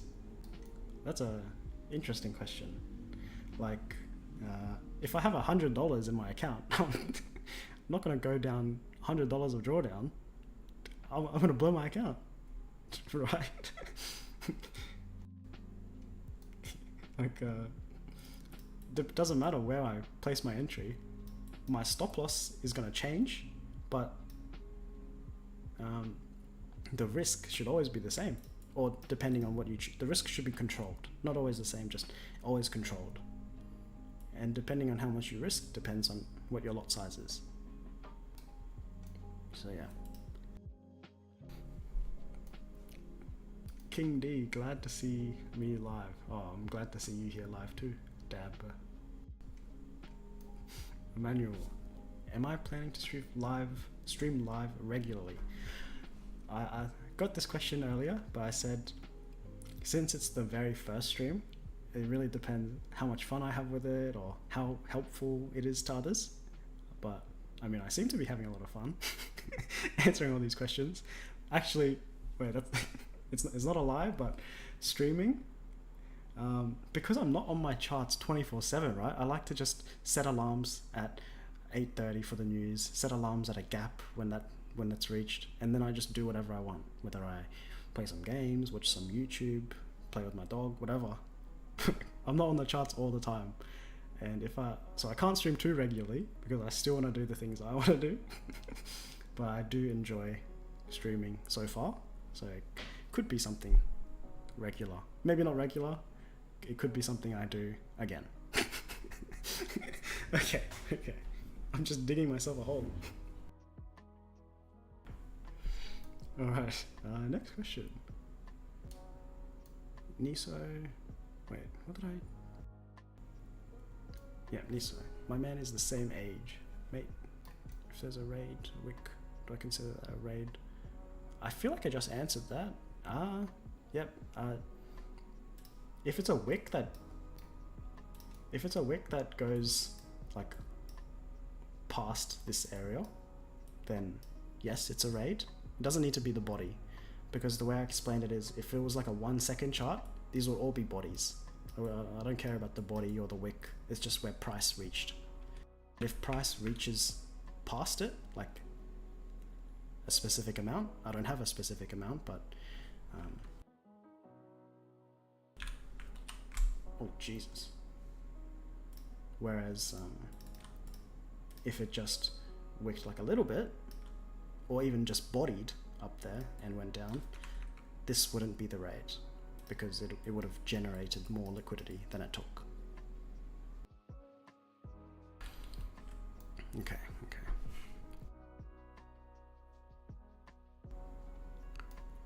Karen asks, don't understand the correlation with USD CAD and S&P. These are slightly less, how do I say it? They're more distant correlations, but they're still correlated, because indices are correlated with the dollar, and the dollar is correlated with USD CAD. So just based on that, USD CAD has correlation with indices. So if dollar goes up, indices generally go down. If dollar goes up, USD CAD goes up. So if USD CAD goes up, dollar goes down. Okay, I hope that answers. Harry, how long have I been trading for? I'm just going to answer it quickly if I've already answered it before. So 2019, almost 4 years. Did I only do YouTube ICT stuff, or was I a student in his paid mentorship at some point? Never paid, thought about it, but didn't get in. And was he the only thing I learned? He was pretty much the only thing I learned. I started with retail concepts only for a few months, and then ICT popped up into my recommended. Why and how did I start? Why did I start? Money and time. That's it. And then when I started trading, I realized it was actually really fun and really interesting. And the more I did it, the more I realized how in depth it can get, and like all the psychology behind it. And I thought to myself, if everyone's failing at this, what can I do to separate myself? That was a interesting train of thought I had when I first started. I think I just wanted to be the minority. And how did I start? It was just through YouTube. I was browsing YouTube, came across some guy, he had a trading video, and that's how I got exposed. So no family, no relatives, no. Andre. Looks to me setups are developing USD CAD, Euro and indices. At what point do I decide if it's valid or I should take action? When there's news ahead, I'm always a bit wary. So we know news is at 8:30, which is in like half an hour. It's red folder news, so it's a high impact, but it is Philly Fed manufacturing. What the hell is this, right? like this is known to not cause too much volatility, right? Like if it's CPI or FOMC or NFP, sure, it's a big news event. What the hell is this? I wanted to talk about this actually, but when you can backtest news just to see how much volatility it induces. So I think September 15, August 18, I'm pretty sure I outlined it just to be prepared. September, where is it? 18? Jesus. Where did I outline it? On S&P? I'm lost. Dow. Yeah. Wait, 15? Yep, September 15. September 15, 8:30. Not too much volatility, even though it's a red impact news. August 18 at 8:30, so in between these two candles, not too much liquidity, ended up creating equal lows. 9:30 equity open, created equal lows, ended up retracing, and those lows eventually got taken during London session the next day. But this news event didn't take more liquidity, it just generated more. Whereas if you look at something big like this was a big news event, or this would have been a big news event. Like we can just guess, it's probably CPI, PPI, maybe not PPI, CPI, or yeah, something like that, core retail sales, but this one didn't. And last one here, what day was it? July 21st, 8:30, like 8:30, where is it? In between this green and this black candle, not too much volatility during the news. It created liquidity, didn't take it, and then on equity open at 9:30, price likely retraced and then took the liquidity before pumping. And during the pump, we could say this was the raid down here, this was the market structure shift, there's probably a gap down here in a low time frame, and that was the return to these equal highs as the objective. So that could be something likely we could see today. Who knows? Okay, I think I'm a bit sidetracked, but I did want to talk about the news stuff, because it could be, I think it's important to know how to backtest news. Not really to test it with trading, just to see like how much volatility it induced. Did it create liquidity? Did it take more liquidity, etc.?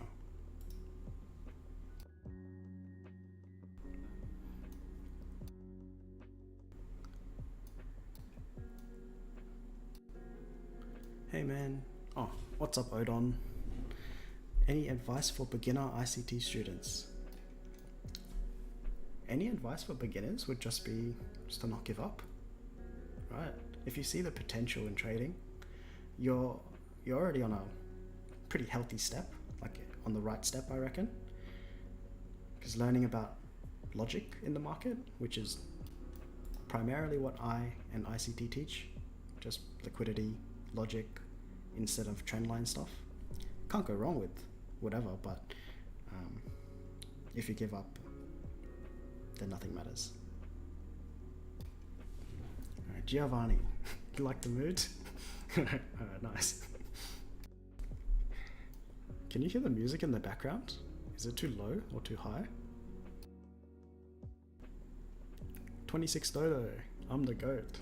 Oh, no, I'm not the goat. I'm the pig, right? I'm the AZ trading pig. Wilson, could I check PMs? Message about 121s yesterday. What? What 121s?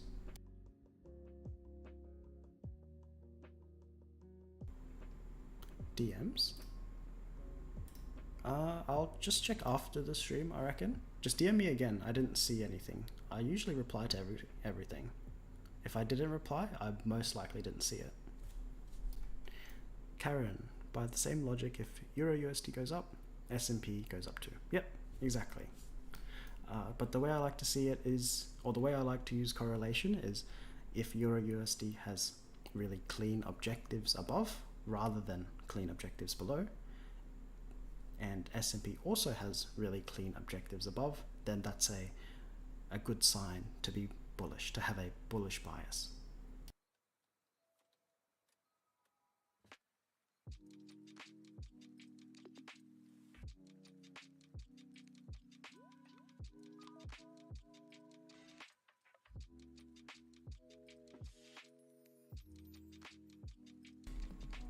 Just cleaning up my charts, don't mind me.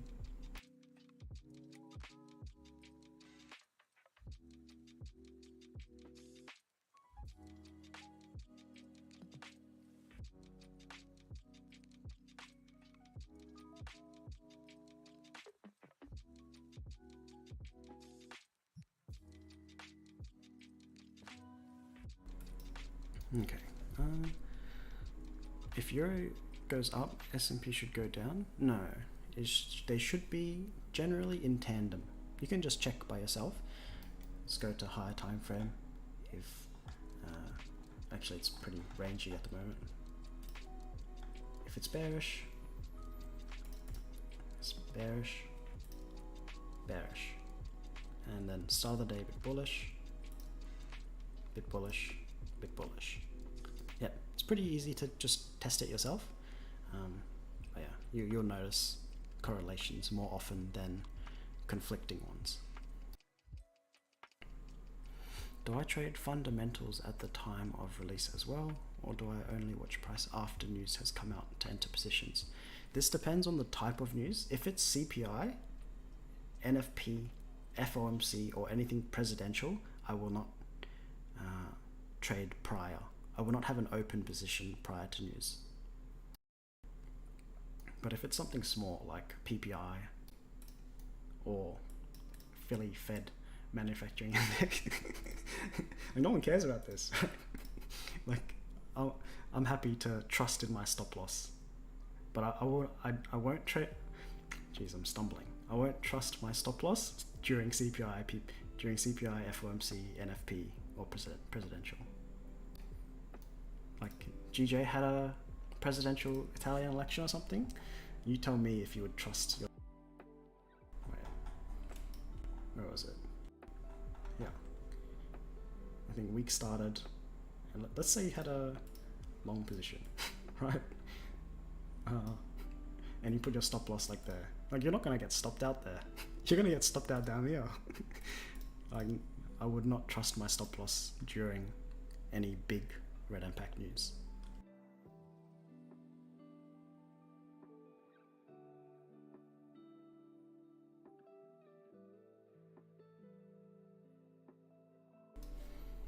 Okay. Niso, thanks for answering your questions. You're welcome, man. It's all good. This won't be a regular thing, so feel free to ask whatever you like. Because if I wasn't streaming right now, I'll probably set an alarm at 8:30 or probably 8:20 just before news. I've got an alarm like 10 minutes before equity open every weekday. So I set that alarm and then I just do whatever I want until that goes off. But no, this gives me something to do, and I seem to be enjoying it, and I hope it's been informative to all of you guys. And Andre, according to TradingView, events impact news are due at 10 AM. Which one? The existing home sales at 10, the orange ones? Yep. These ones at 10, red impact at 8:30, and then equity open in the middle at 9:30.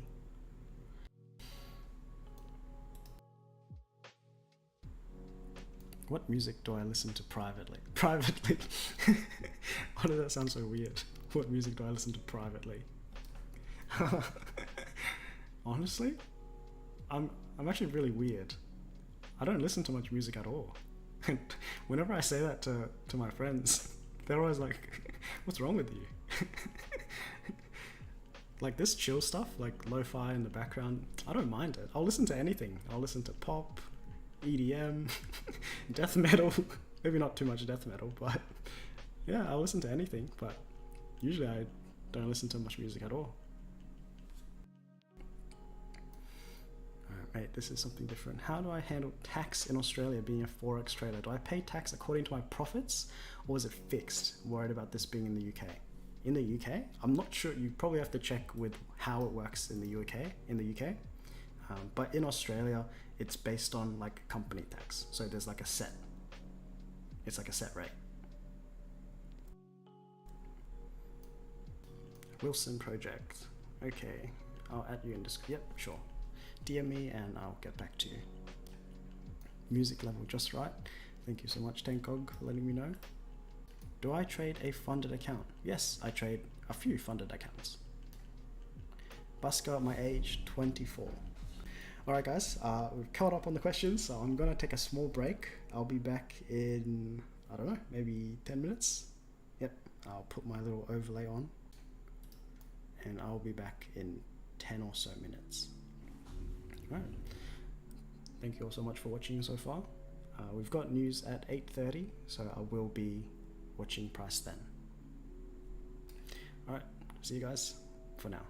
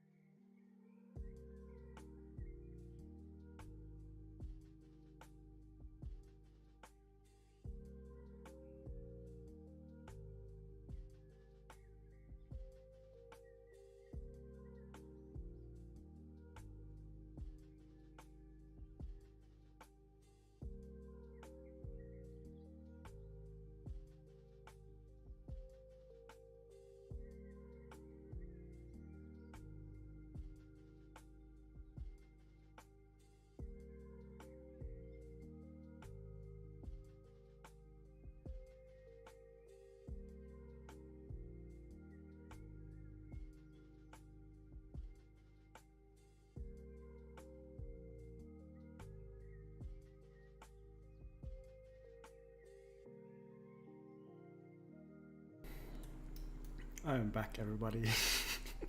Went to get a little bite to eat. Call it a midnight snack.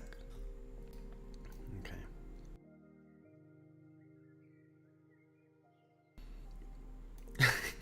Yeah, I was moving. I saw the screen. I didn't want to. I realized I was covering price at the moment, which is not that great.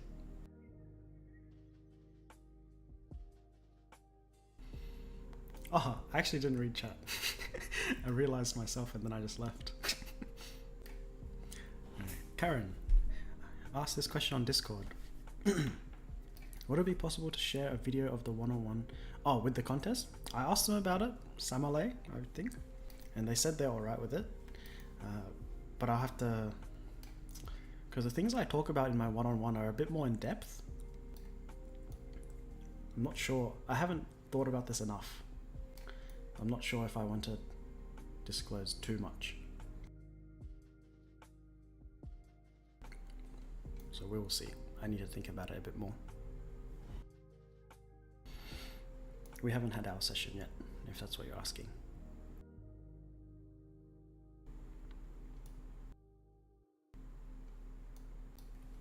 Niso, done with all your queries?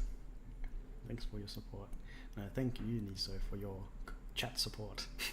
Keeping this chat lively with questions for me to answer. Just shorted EURUSD by Dragos. Make sure to control your risk, respect your stop loss, and good luck. That's it. You got this.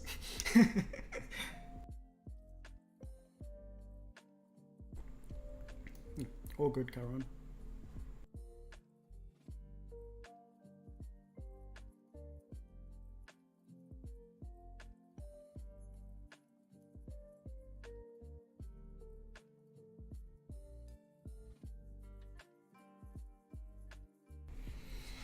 Yeah, I'm just waiting until news at this point.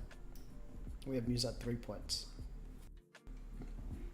One at 8:30, equity at 9:30, and news at 10. Sonjay, how do I get a one-on-one? One-on-one is I'm quite particular with it actually, but send me a DM and I've got some questions in my Discord for you to answer if you're really interested in it, and then I'll set up like a chat with you and we'll just talk to each other about what you're looking to improve on and if we'd be like a suitable mentor and mentee for each other. But usually I end up just giving them some points and tips and exercises to do before we actually get into a one-on-one. So I don't accept most people. Is there a reason why I don't trade crypto? I've just never started with it. I started with Forex and then it kind of phased into indices like quite fluently. So that's just what I've spent all my time with. If I traded crypto, I'd probably just trade the main ones like Bitcoin, Ethereum. That's all I know, because they are paired with the dollar, and because I've spent considerable time with the DXY, I could use this as a correlating market. But then again, I don't know how much cryptos correlate with the dollar. It's just haven't spent enough time with it.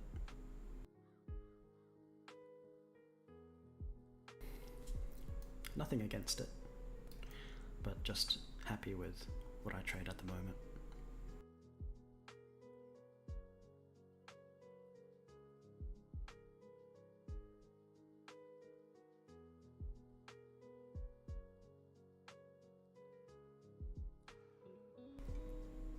You're welcome.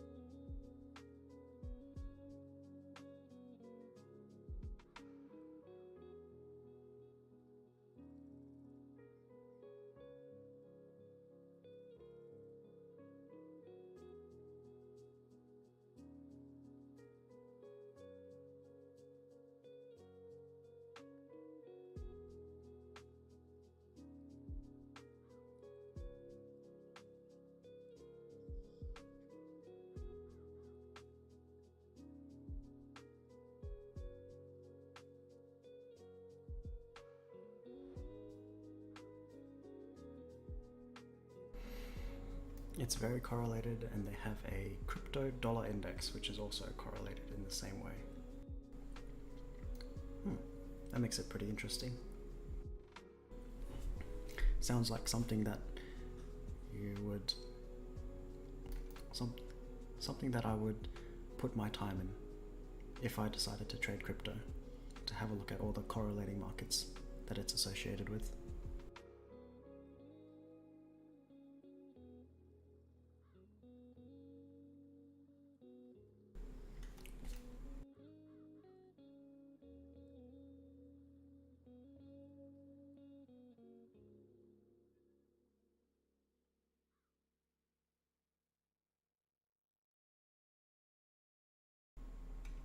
Wasn't someone shorting something? XAE? Wait. Ape.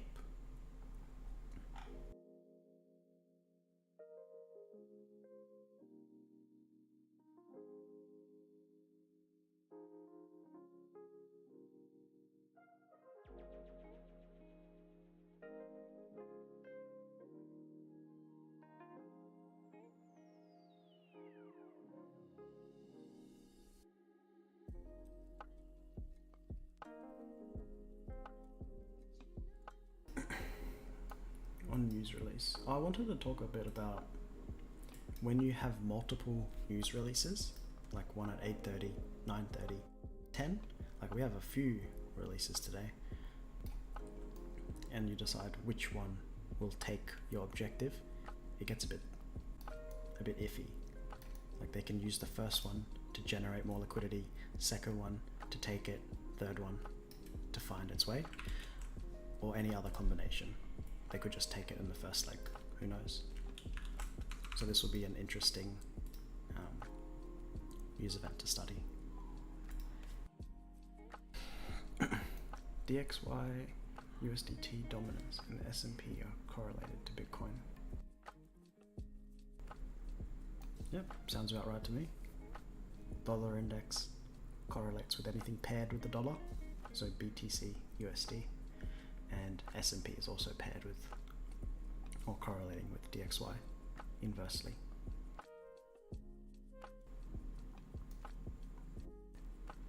Altcoins, yeah, I'm sure altcoins are correlated towards BTC because BTC, yeah, dominance. But once again, I haven't spent too much time with it, so I can't really give, I don't think my opinion is as valid as if I gave my opinion on indices or Forex.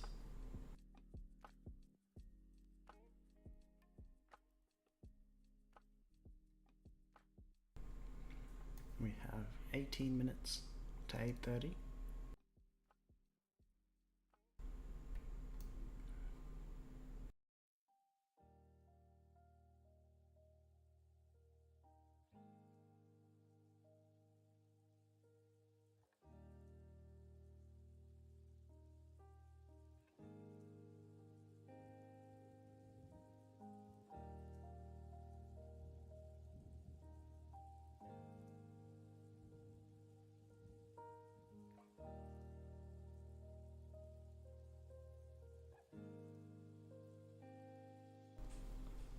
What should we do, Karen?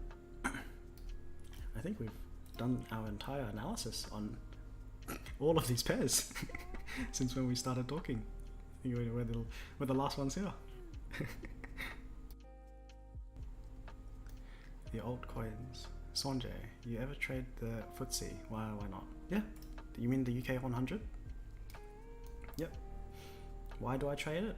Because I trade indices and Forex, and FTSE is also a correlating market with those. So yep, if something's very clean, I'll use FTSE to make correlations with, or I'll use it to trade.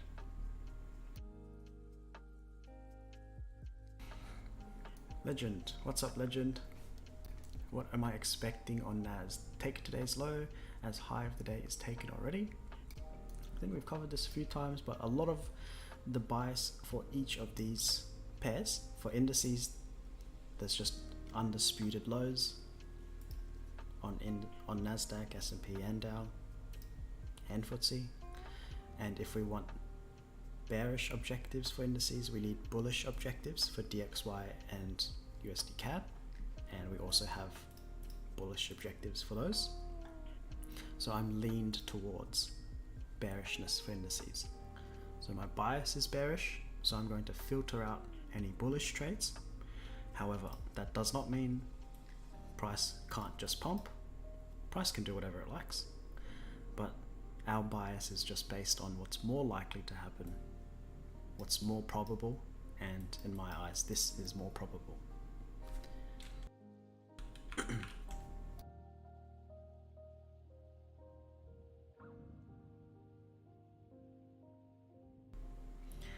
What I said, pretty much perfect. Bitcoin inverse correlation. Ah, excellent.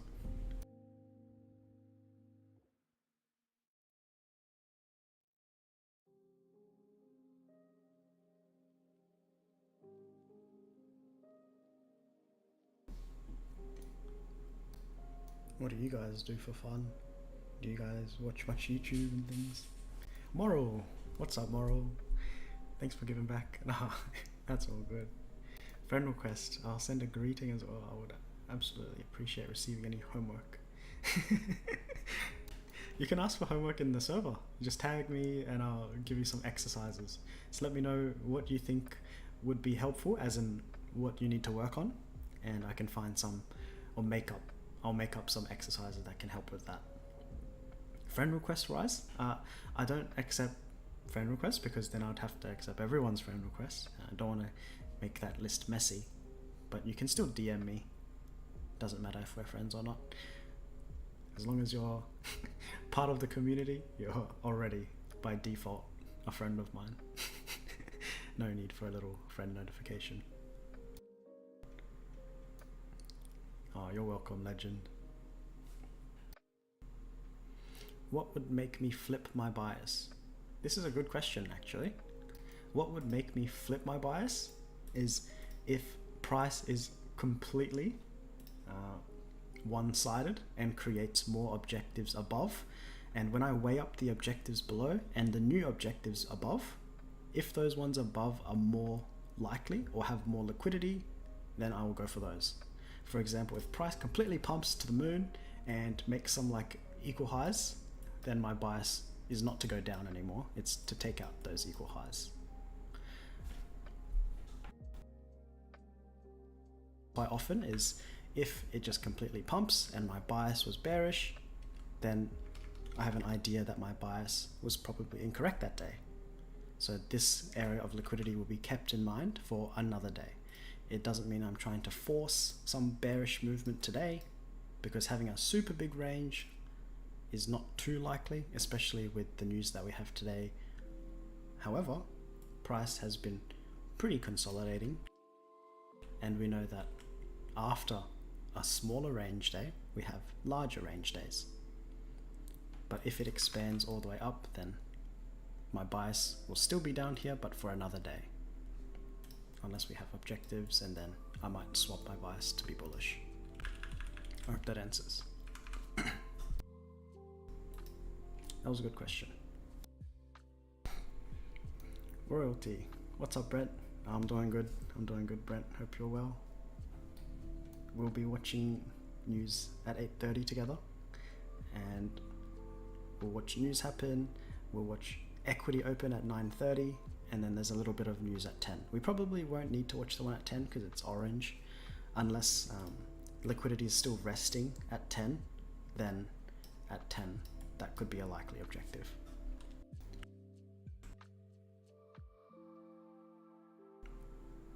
Excellent. Thanks for the question, Trav.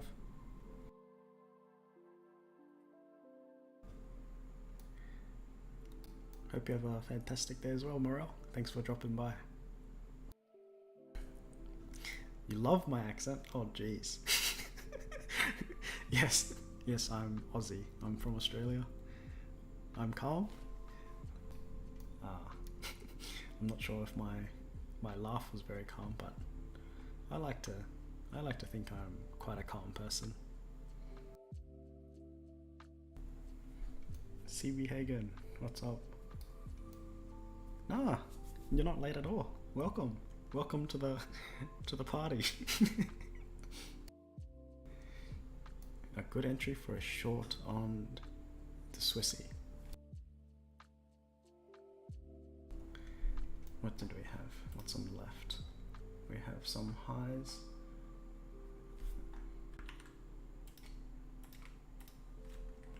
We have the raid. We have the shift. We have a return. And we have an RMR short setup. And what would we aim for? Obvious objectives. Could aim for those lows. And these lows. Wow, did you take this trade? What a great spot. Great trade. Well done. I don't really look at this one too much, but oh, very clean. Super clean, in fact. Good job.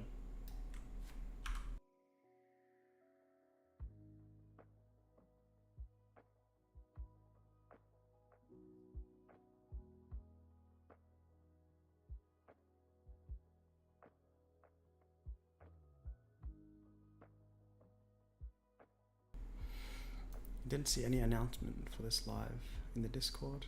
I actually did not make an announcement for this.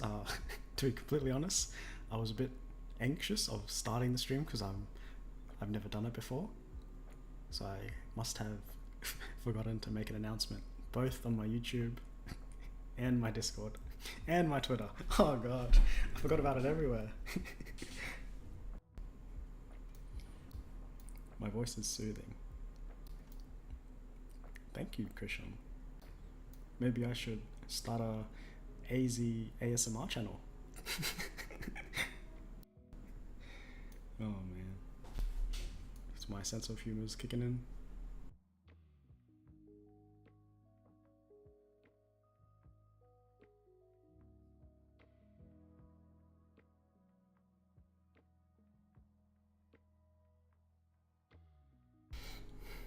Okay, we have 8 minutes to the news at 8:30, so we'll have a quick double check on.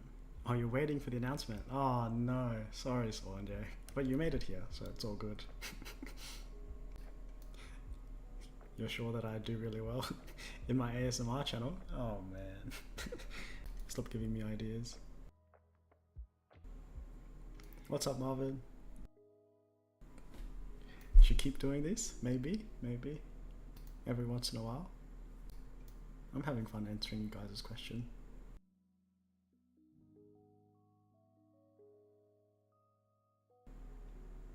Honestly, there were so many questions, I was struggling to keep up.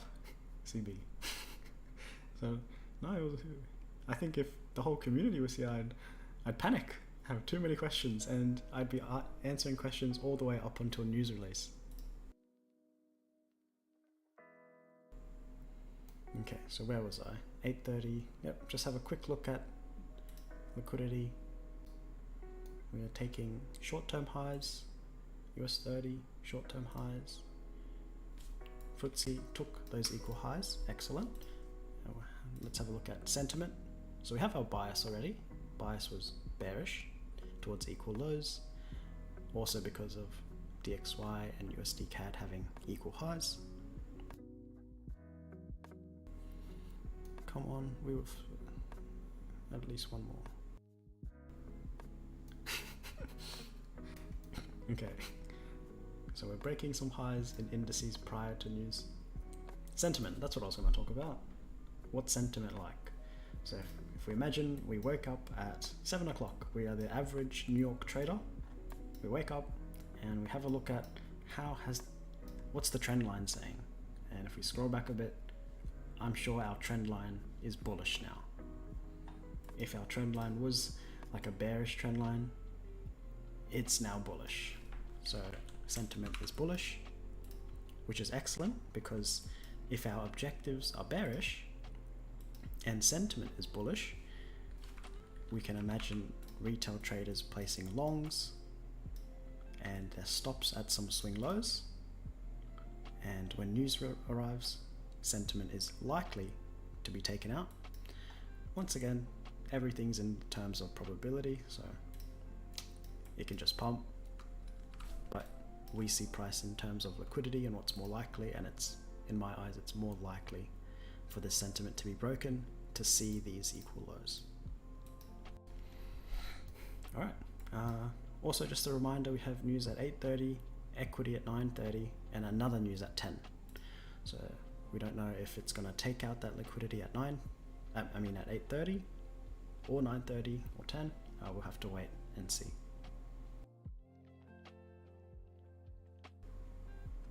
Quick look on S&P, rated some more highs. Dow, if Dow creates an high, I'm going to be slightly worried to short if those highs aren't taken. And before we have our trade set up, we want to have a strength analysis.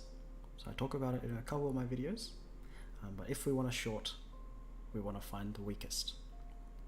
So if we just have a look at NASDAQ, S&P, Dow, looks very, very similar, right? Everything's making higher highs. It's pretty similar. In cases when everything is quite similar, it doesn't matter as much which one to pick. So in this case, for the day, everything is very similar. It looks like Dow is a bit stronger, if anything. S&P equal here, NASDAQ a little bit stronger. So not too much difference.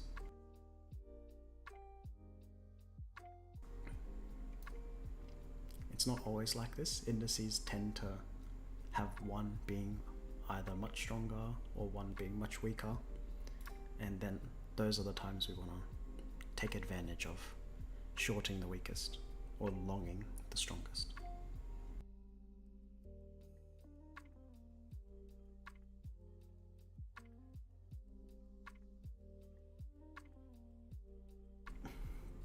Price has been consolidating from yesterday all the way until today and now. So my thoughts are, after consolidation periods, we have expansion periods.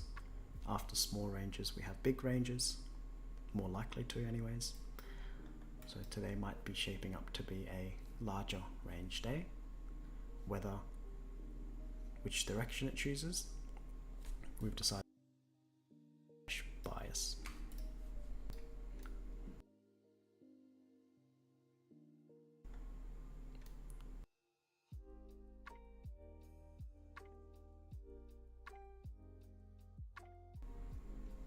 Couple minutes. Just a quick look on DXY. DXY has these lows further down and these highs above. I don't know which one it's going to reach. When price was up here, I was favoring the highs. It was closer. But if price gets lower, I might start to favor those.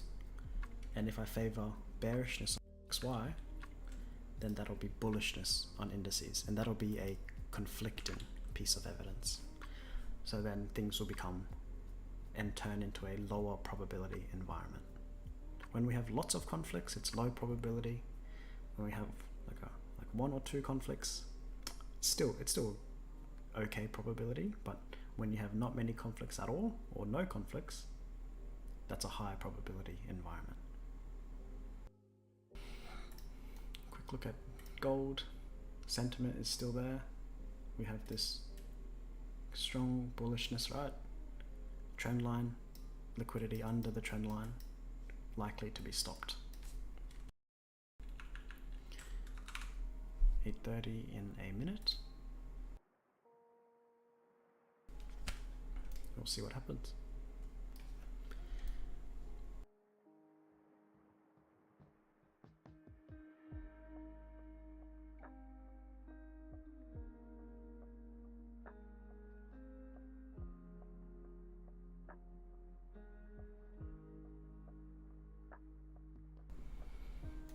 Seconds. Let's watch this live. Just have to keep in mind what our biases were. So is there anything above? We have a relative high here. A high there. Not so much here. Let's watch this on a 1 minute. That's how price likes to act on news release.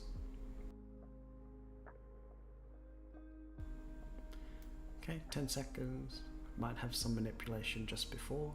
Might leave it to news, but it's not a high impact news. It's like Philly manufacturing, like we said before.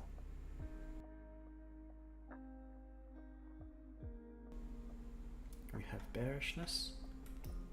Okay, does it break sentiment immediately? Does it reach these equal highs? Let's have a look.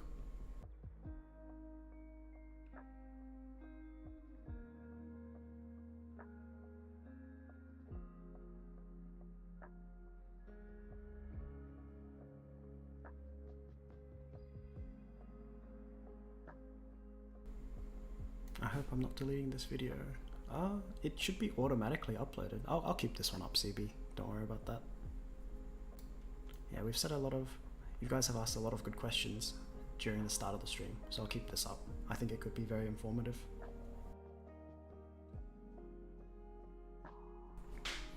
So what do we have in mind? We have in mind sentiment is bullish.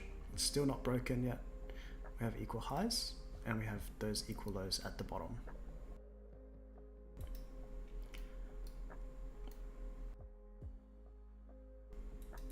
So will it decide to take out these highs before creating a shift and then a return, aiming for those equal lows? We'll see. Okay, NAS equal highs taken, Dow almost, S&P. Did it create another equal high? No, it's fine. UK, it's fine. Okay. We have highs broken. Will it shift now? Will it shift later? We'll see.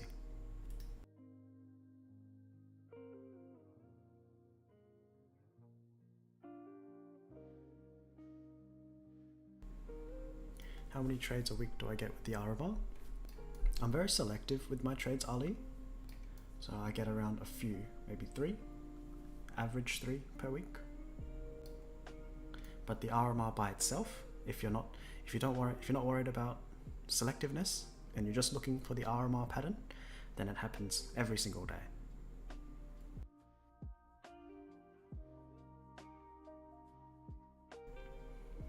Does your strat do well in crypto?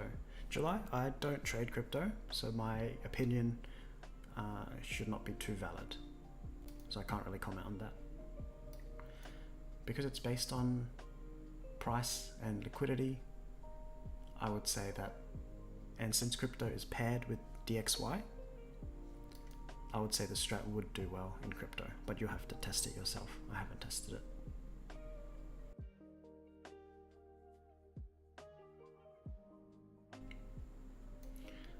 If I traded crypto full time, then I would be more confident in giving you my opinion. On crypto, that is. Do I only trade using RMR? No, I don't only use RMR, but the majority of my setups are in RMR. And sometimes if I'm not looking for an RMR and I enter, a lot of the times it'll actually be an RMR setup.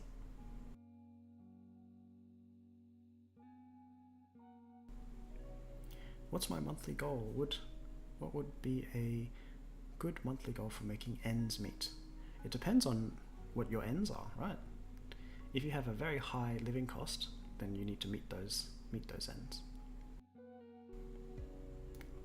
I have a very minimalistic living cost.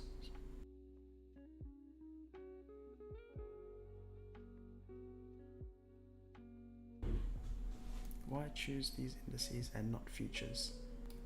I think I've always traded with these indices. I haven't traded with futures, but they are the same thing. Same movement. I've just stuck with it since the beginning. Okay, so we have the rate equal high. If we want to see a shift, it needs to break some lows. And if it breaks some lows, we want to see a gap. And we want to wait for a retracement into the gap before we short. And if we short, we're aiming for those lows. we just have to double check, did this raid create liquidity or take liquidity? So on NASDAQ, I would say that this is borderline taking and generating. S&P took liquidity. Dow is reaching close to an equal high, and FTSE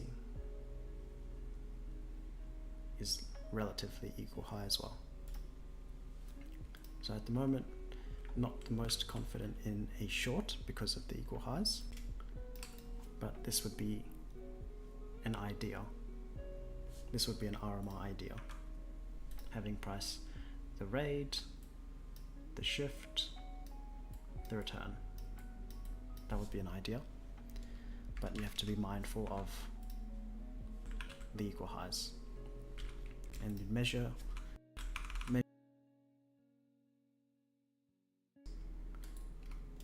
and you put into your calculator, put into your risk, and you'll find your lot size.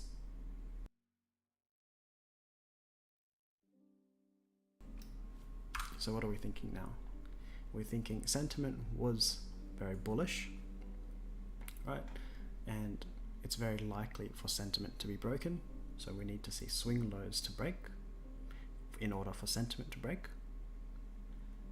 And so here we have a swing low broken. We have another swing low broken. And if we look to the left, it's an equal low. So this would be a likely objective. So if price retraces into a return area, we can short then.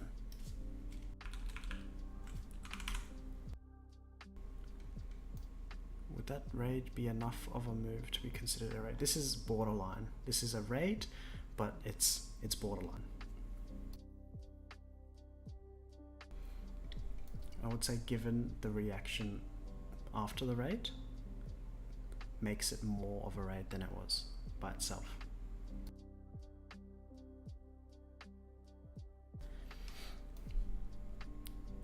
Alternate strings, what's up? Am I trading with a prop firm or personal account? I trade with both. But I lean towards personal account because of tax reasons. You can't deduct losses in a prop firm account. You can use the prop firm account to fund your own. That would be a good idea. I'm not a tax accountant, I can't give you advice. This is not financial advice. These are not signals. Just have to put that out there. It seems like an RMR is powerful because you don't chase price and you wait. Yep, exactly. That's what makes the RMR very powerful. There's a lot of conditions that need to be met in price that creates your entry. So you can avoid a lot of FOMO mistakes like longing up here, being a breakout trader. You avoid this. When it shifts, chasing the price down here, you avoid this, right? Like you're waiting and waiting for your entry.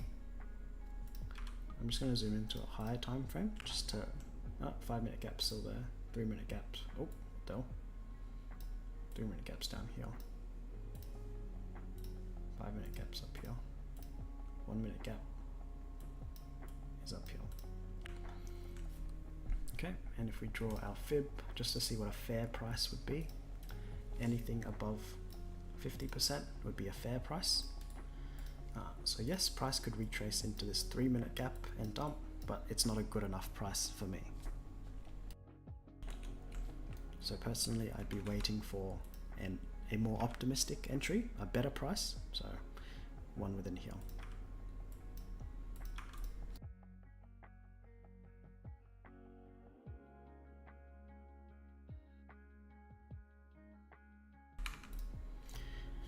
A few more questions. Do I have any recommendations based on my experience? It depends what stage of trading you are. I think if you're not consistently profitable, 100% trade with a prop firm. It teaches you how to follow rules. You won't make, you're punished for your mistakes, but not in a way that you blow away your savings, right? So until you're consistently profitable, of course prop firms, but then when you get into the nitty gritty, in the end, always personal account. Because you never know what's going to happen with the prop firm. The guy might cash out. Who knows? You don't know these things. You don't know what's going on in their heads. Same with the broker, honestly. The broker could just crash and just cash out. These are just risks we have to take. But, yeah. Hagen, CB, RMR, simpler outlook of ICT time and price. Simplified it all for me. RMR basically is how I simplified ICT, just to make it in a way that I would be able to remember it easily. So whenever I'm looking for a high probability setup, it's very easy for me to remember the 3 letters RMR. Wait for raid, don't participate in the raid, don't FOMO, don't try and call the top, because if you try to call the top, more often than not your risk management will be pretty rough. You don't know where to put your stop loss and you're going to get punished. So wait for the raid, the M's market shift, R's return. Yeah, just makes it easier. Do I look for rides of Asian session highs or lows? Give me a second.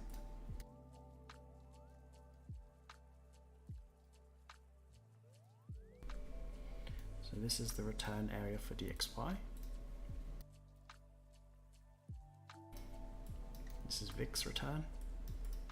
So if VIX dumps, and if DXY dumps, just to fill this gap, then indices will pump.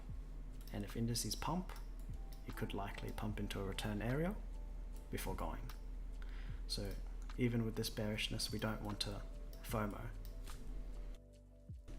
Because a lot of times when you FOMO, it's too late, right? Like during this bearish, like how many people are going to be shorting like here? No way, right? It's less likely. More people are going to wait for this to go by and short like now. Like people are going to wait to short now. Chances are you're too late. And not only that, it's an equal low. So price is likely to dump.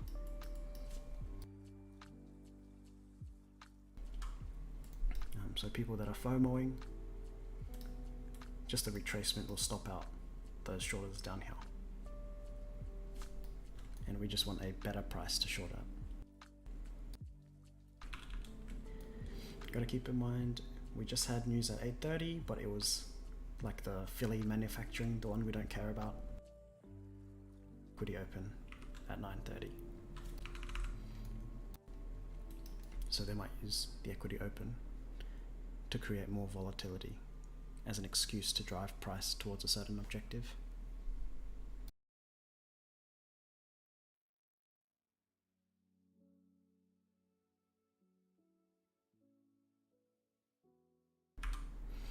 Ooh, a few more questions. Oh god. Bhaskar, welcome back. Is that a breakaway gap that you marked? May not be read. Yep, these are return areas. So this is a lower return area. This is a more optimistic return area. With a fib, we can see that the lower one is below 50%.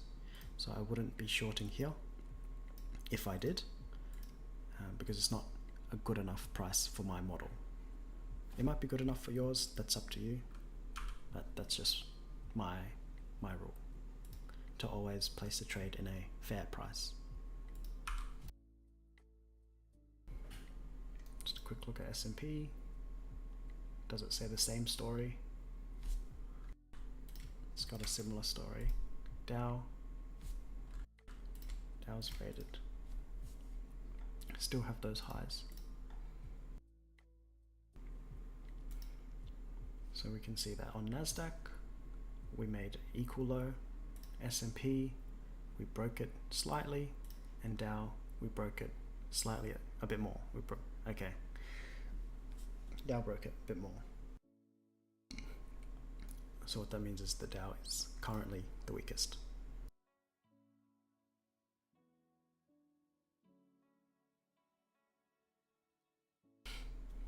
So before news ticked, we were looking at sentiment about all these retail traders placing longs. They'd have their stop loss trailed at recent swing lows, and we can say that the sentiment has now been broken. Whether it breaks much more deeply, we don't know yet. preferably, if you wanted to place a trade here, it's not a signal, we'd wait for a retracement before shorting towards the bias, and the bias was bearish.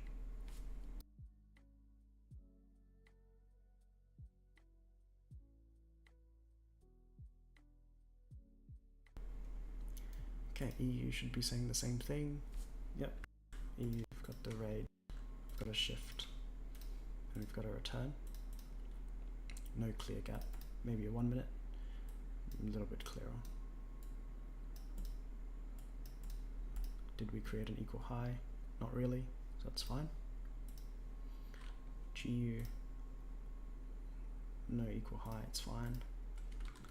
Raid, shift. It seemed to have returned a little already. EG. If EG is bullish, then Euro is stronger, pound is weaker. So if we wanted to short Euro USD or pound USD, we'd short pound USD. And pound USD, we can see sentiment is also bullish. And to break sentiment, we need swing lows to break. So it's more likely to be bearish. Okay, quick look at gold. It's correlating markets. We have some highs, we have a raid. Here is the return. And once again, sentiment is about to be broken. Okay, back to indices. Sorry guys, I can't really keep up with chat when I'm looking at charts, but I can have a look now.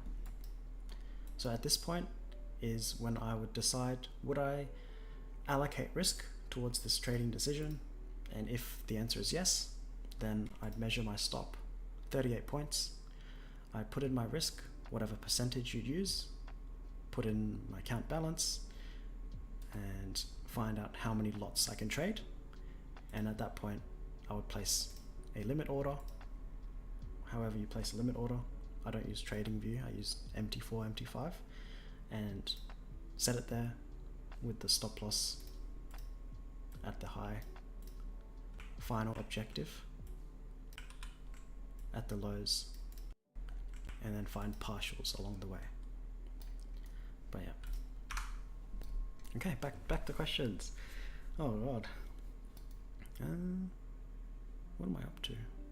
Do I usually enter at the beginning of the gap, or do I go for 50% fill? I aim for very optimistic entries, so I would aim for this gap here, either in the middle or near the top end. I like to have very optimistic ones. You can enter down here, or at 50%, which is probably around here.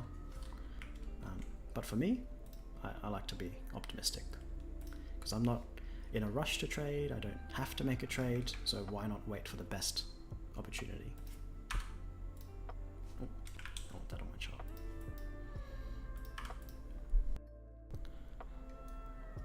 Is RMR the same as how ICT teaches with fair value gap? Fair value gap is just one aspect, is just one concept in the RMR. So in my return area, this is a fair value gap.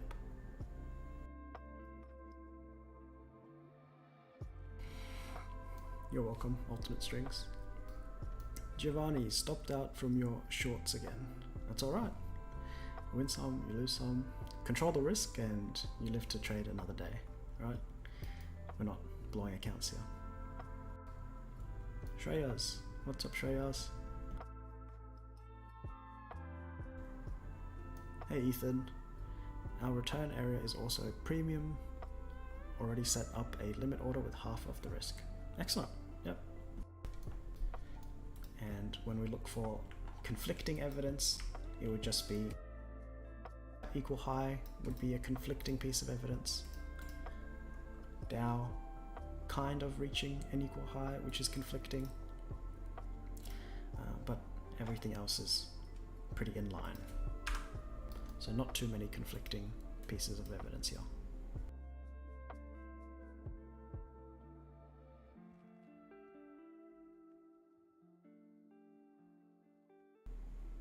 I'm going to set a little alarm down here on VIX.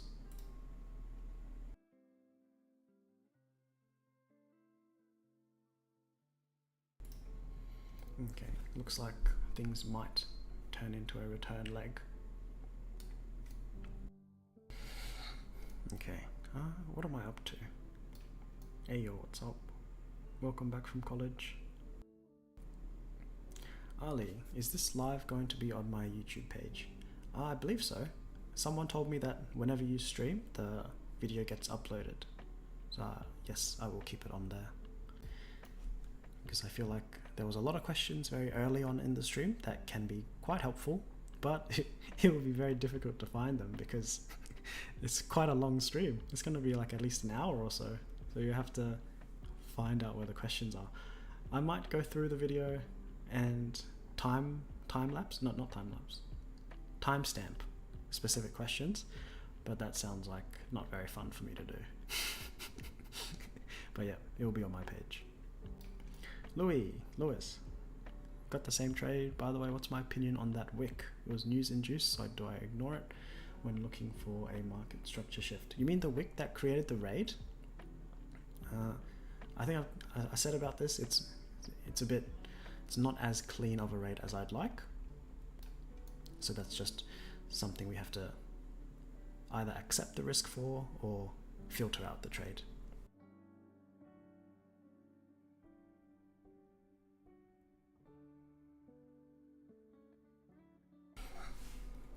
Odon, what's up? What's up, Patrick? Do I have any advice for I swear I answered that. Oh my god, I haven't scrolled down.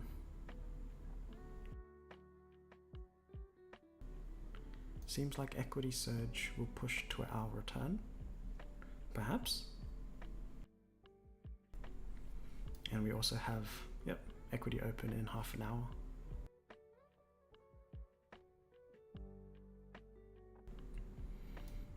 And do we have news on Friday? Not really. If we had news on Friday, why do I care about news on Friday is if we had like a big news event like CPI, NFP, not Philly Fed manufacturing. This is red, but it's in reality it's not really red. We tested the previous ones and we saw that it's not high impact anyway. But if we had high impact news on Friday, then my mind would be thinking perhaps this day on Thursday they could be using it to create more liquidity, and then on Friday when high impact news occurs they could use that to have the large range week.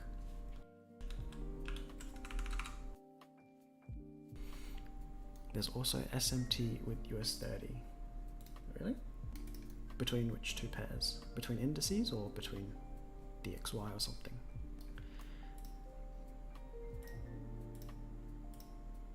Lower. NAS is the strongest. It's like retraced to that high. S&P a bit lower. Dow bit lower. Dow, S&P pretty similar. NASDAQ is the strongest. So if we wanted to short, we'd short either S&P or Dow, not NASDAQ. Not yet. It might change by the time we reach up here, but what it changes to, I don't know. What's up, Ahumara, Fabian, WAF 10K? Morning, greeting from Colombia. Quick question.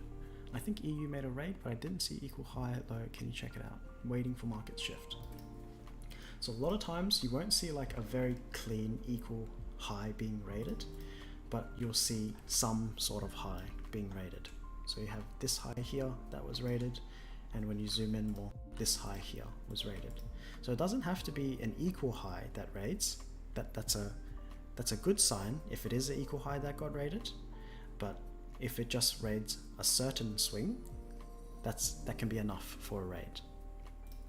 Because after the raid, you have to wait for a shift anyway. It's not like we're just participating on the raid. We have to wait for the shift, wait for the return, and then participate. But of course, before you even look for the RMR, you've got to have an objective below. And do we have objectives below? Yeah, we could say we have these relative lows. The cleanest lows there, but some lows here. And other objectives above, we have relative equal highs there. That's about it. Okay, back to NAS.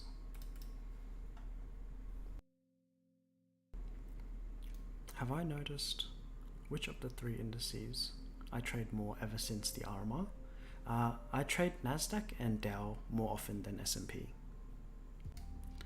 One of the reasons is because I've noticed them being either the strongest or the weakest, and another reason is my broker, S&P, just has a little less favorable spread. But yeah, mainly NAS and Dow. But you can get away with trading one or the other. It's just if you want to take advantage of more things, then you can use strength analysis to choose one or the other. I didn't answer your question, really? I swear I've answered. What did you say? Do I look for raids of Asian session high? Oh, raids of Asian session highs or lows, or near highs or lows. This question is a good one, but it's like saying, which swing high do I pick to raid? There needs to be context. Like for this one, the context was during a news event, and another piece of context would be how clean the highs or lows are. So if it's an Asian session, and let's say during Asian session was like in between here, and it created like really clean equal highs, then yeah, I could expect the rate on the Asian session highs there. But if it's very lackluster and just a random swing high in the Asian session, it's not as much context there, not as important.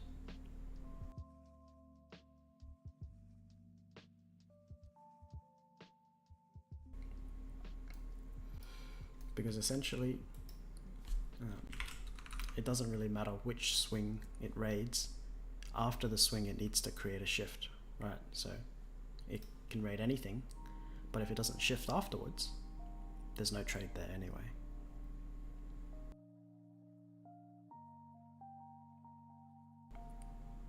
Sorry I didn't answer your question. I hope that answered it. GBP USD really kissed 15-minute fair value gap and dropped. Still amazes you how accurate fair value gaps are. Yeah, there's so much precision in price. And when you find things that are so precise that happen over and over again, it's like a little light bulb. Like something's controlling the market. Something's happening here. There's an algorithm that does the same thing over and over again. There's a quote I like. It's, history never repeats itself. Much like price never repeats itself, but history rhymes and price rhymes. So it'll look similar to what it did in the past, but it will never do the exact same thing. Music Overseer, what's up? Do I still trust when price runs this far and comes back? I will trust as long as my final objective is not taken. So what I mean by that is, let's say our final objective are these equal lows. If it shifts and takes out those objectives and then makes its way to return here, I don't trust it anymore because my objective is taken. Does that make sense? However, if price runs and my objective is still not taken, and let's say it runs all the way there and creates an equal low, what happens when it creates an equal low? More liquidity is present. And then, let's say price pumps up then. Do I trust it now? Yeah, I'll allocate risk to that. I mean, it's not a signal. I'm not gonna... I don't know what I can or can't say. But yeah, if my long story short, if my objective is not taken and it returns, and I originally planned to take this trade idea, then yeah, I will trust in... I don't think trust is the right word. I will still value my setup. My setup is not... what's the word? My setup is not... It's not... denied is not the word. Invalid. Yeah, my setup is still valid at that point because the objectives are still at play. And all my setups, or all your setups, should be based on your objectives.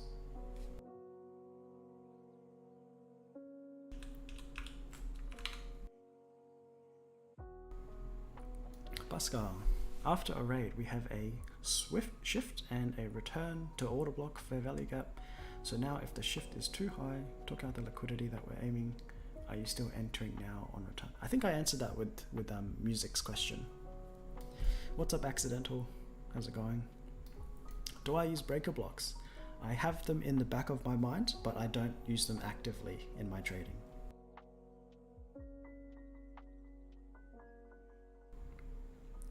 For me, return area is where I enter, and to enter, gaps, order blocks, discount or premium in price is enough for me.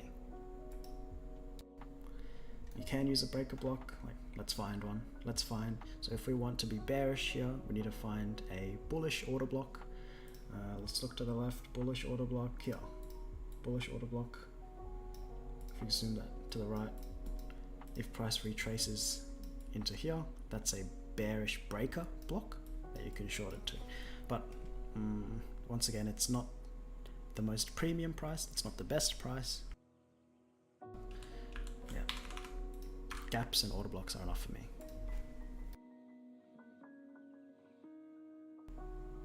Invalidated, yes, that's the word, Tankog.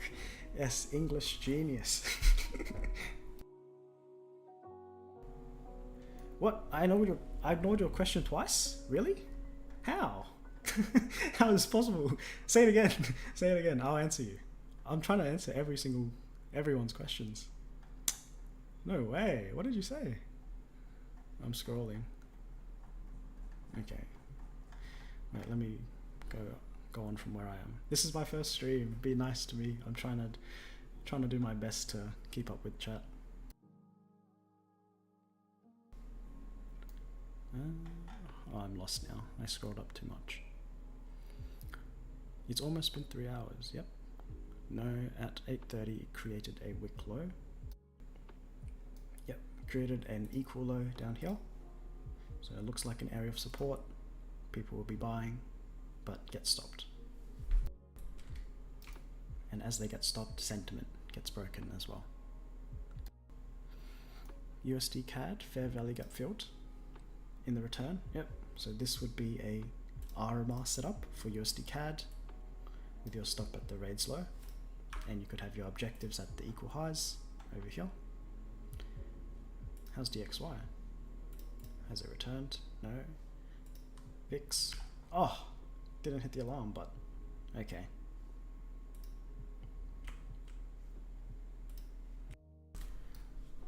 Niso, what's up? Those equal lows were taken right, so now where would be your objective, and do I still wait? My objective weren't this equal low. My objective was these ones, these equal lows here, because it's on NAS, it's on S&P, it's on Dow, it's on the FTSE, right? Those are the objectives. And so if a little objective here gets taken out, this is not the objective. This is a partial area, like a partial objective, but it's not what this trade was framed on. This trade was framed on reaching the final objective. And then whenever I say in my videos, once you place your trade and then you look for, and then you set your stop and then you look for objectives, what I mean is that's when you look for partial areas, because your objective should be the first thing you look for. And then when you place the trade, that's when you can look for partialing areas. Morning, Rex. Hope you're doing well. Music. Hey, you didn't answer mine. I didn't? It was just about breaker blocks. I'm pretty sure I answered it. I'm getting there. Godlike. That's crazy. Oh. Let me scroll down. Wait, where's Breaker's question? Wait, I'll move on to the next one. Baker the Silva. The shift market structure is better to be considered on a 5-minute or 1 minute. It's less about, for me, it's less about the time frame and more about what it broke to create the shift. So on a 1 minute, if it breaks a short-term swing low, like this swing low, for me, this is a market structure shift already. If it breaks further ones, then it's just an added confluence that it broke structure. So like on a 5 minute, breaks this low, yes, and it breaks this one, yep, it's a market structure shift. But any sort of short-term low or the rate or whatever created the rate, if that low gets broken, then that's good enough for a shift for me.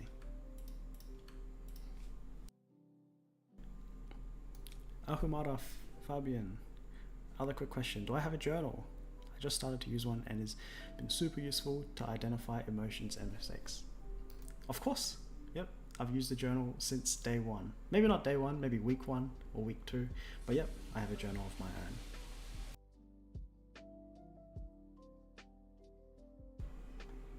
Sonjay, what are my goals in trading and life? Do I plan to do something else, for example, real estate? Yes, of course. I think trading is a fantastic avenue to build income, to fuel whatever you want to do in life, whatever you want to do. Whether you want to go into something that needs money, trading can be an avenue there for you.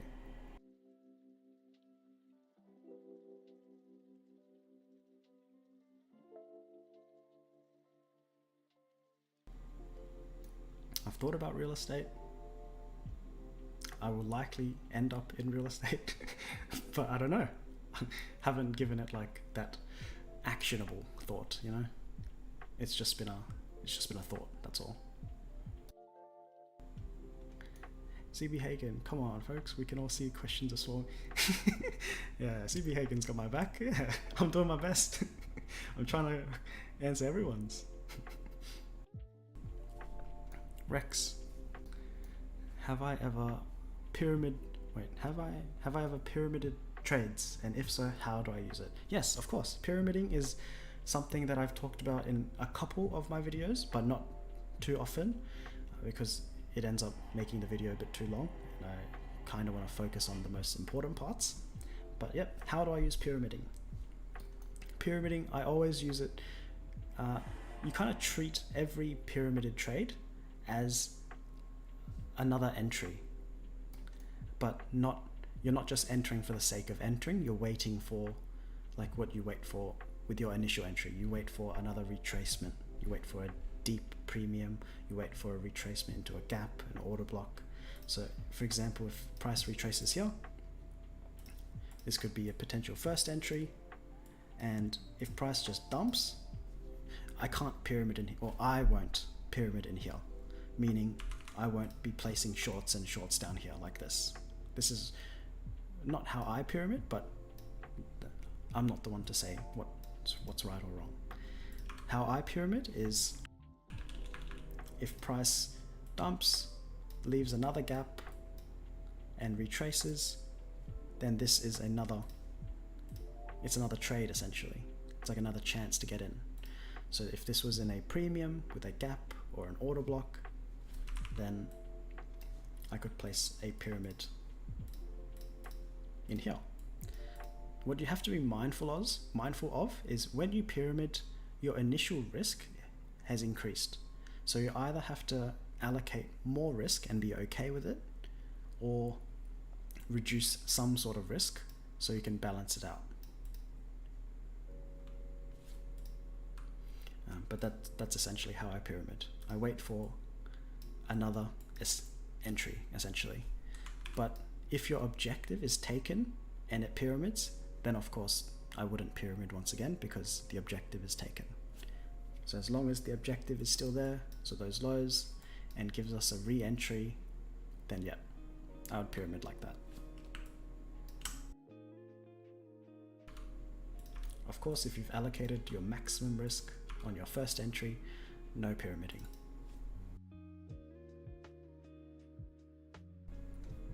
I hope that answered.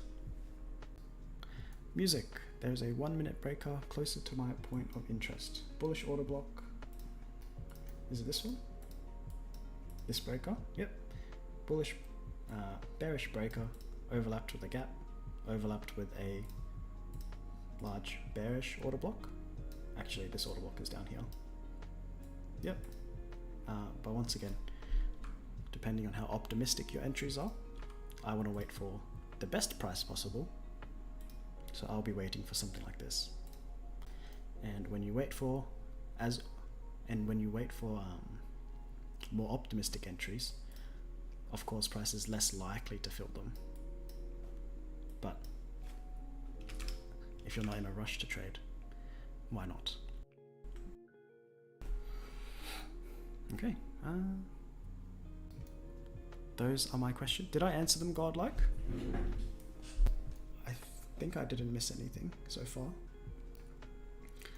Yes, he does see most of his videos. Yep.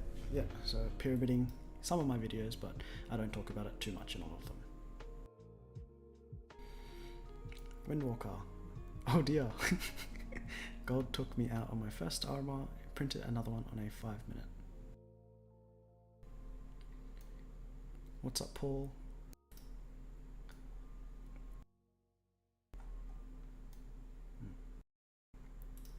Paul says the shift in market structure is better. I think I answered that one. I'm pretty sure I answered that one. 5-minute or 1-minute shift, doesn't matter, just based on what price breaks. If it breaks a swing low or breaks a higher time frame swing low, it's a shift. Yep, okay. Understood, you explained all my questions that made you satisfied. Excellent. If you have any more questions, Miso, drop them in, and yep, I'll get back to you when I get through the other questions. Just keep in mind 9:10, so equity opens at 9:30, so that'll be another influx of volatility, whether it decides to completely dump at 9:30 or have bullish enticement into a specific area to short. Who knows? Be an excellent idea for the market to make money. If I was pricing the market at 9:30, I've just broken this bullish sentiment. I've just stopped out all these traders that are going long, and now all these traders are going short. So if I was pricing the market at 9:30 and I wanted to make as much money as possible, as soon as market ticks at 9:30, I'd entice bullishness to stop out all these shorters, to induce people to go long, and then in the meantime reach a return area to go short. So that way I'd stop out longers, stop out shorters, and stop out longers again before reaching the objective. That would be a very clever way for the market to absolutely do over a lot of people. But when you follow the RMR pattern, you don't have to worry about FOMOing into any, since there's a lot of context before your entry.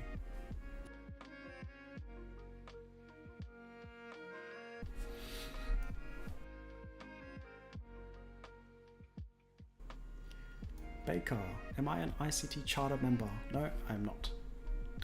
Donnie, congrats on my first live. Thank you, Donnie.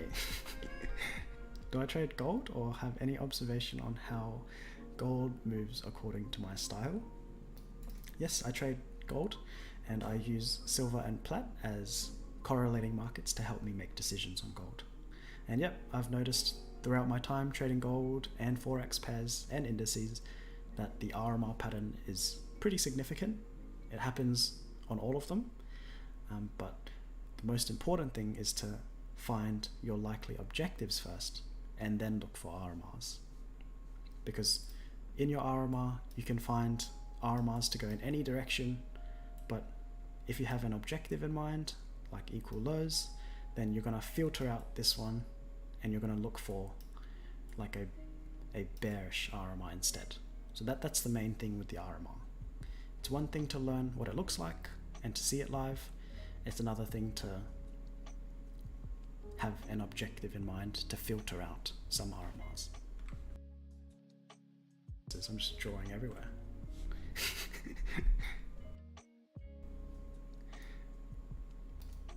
You're welcome, Rex. Hope you enjoy the stream, Donnie. Welcome. Trav Johnson. Off to bed. Great job on the live stream. Thank you so much, Trav. Thanks for coming in. And I think you asked the question as well, so I hope I've helped by answering that question. Good night. Tell us about Alyssa. Tell us about sessions and what times we must avoid, and how will I trade in the weekend if I want to trade? This is a very personal question, so I never trade weekends. First of all, Forex is closed, indices are closed as well. Crypto's open, I guess, but I don't trade crypto. And sessions, I always trade usually within the kill zones. So from 2 in the morning New York time to midnight New York time. And then there's a PM session, and I trade in the PM session sometimes, but not often, because when it's the PM session in New York, it's probably like 4 AM here, and I'll probably go to bed then.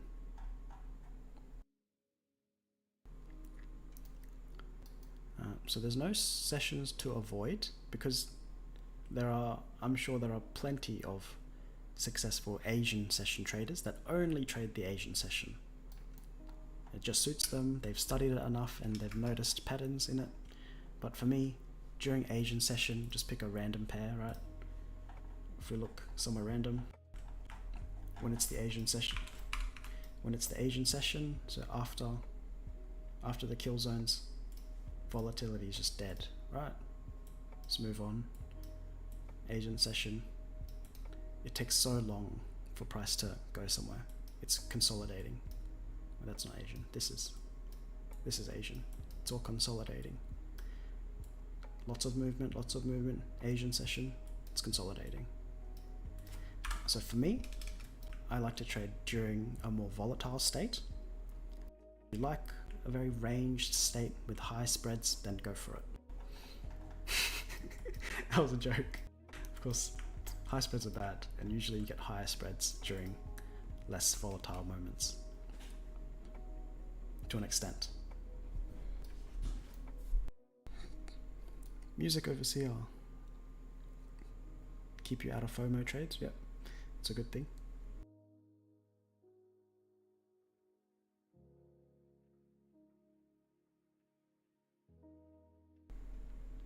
Cryptopedia, welcome back.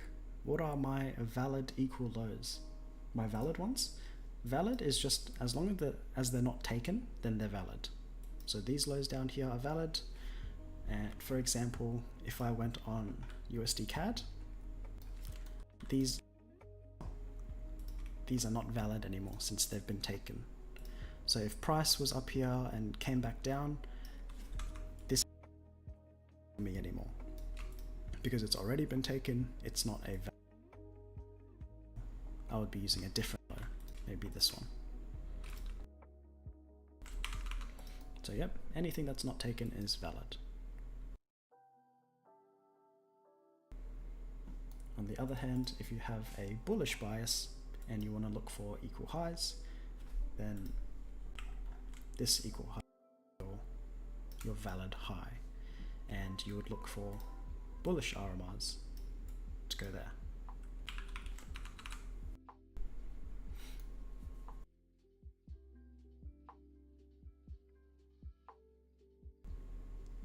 Royalty. Learning lots from this live stream. Patience is a major key. Yes, of course.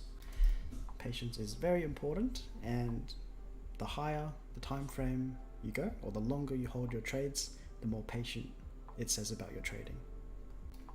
I'm a day trader, so in and out within the day or a couple of days.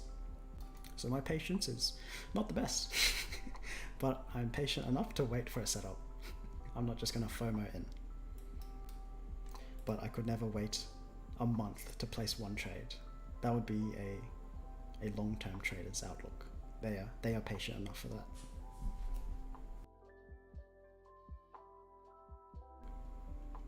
Would you say I got more patience when I started making money with trading? Would I say I got more patient? I think this is just my type of personality, because I didn't start with swing trading or scalping. I started with day trading, and I've always been like a day trader.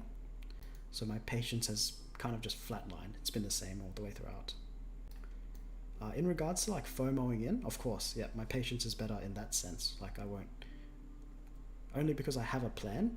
When I didn't have a plan, it's hard to judge patience. I just want to call the bottom or call the top. Like, oh yep, that's the bottom, I'm gonna long now, or yep, that's the top, I'm gonna short. But now that we have a plan and a framework to trade off of, like the RMR, and we just have some experience to back it up, then yep, more patience.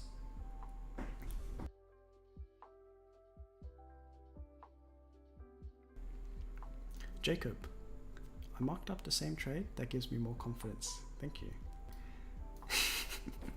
I don't want to, I think it's like a double-edged sword. It's like I don't want my decisions to influence yours, but if you want to find confidence, I would suggest a good idea would be to use correlating markets to add confidence into your trade, rather than someone's opinion, because my opinion won't be here all the time, right? Like tomorrow my opinion won't be here, but tomorrow the market will still be here. And for example, if you had the same idea as me, you're probably looking at these equal lows, and if you used the S&P, you'd see these equal lows as well, and if you see the Dow, you see these equal lows as well. And this is a way to build confidence in your idea, right? That would be a better way. But yeah, I'm glad you found the same trade idea. Once again, just an idea, not a signal. But yeah, excellent. Godlike, why did AU not pump after USD had bad news? Do you mean fundamentally, like if it was negative and positive news?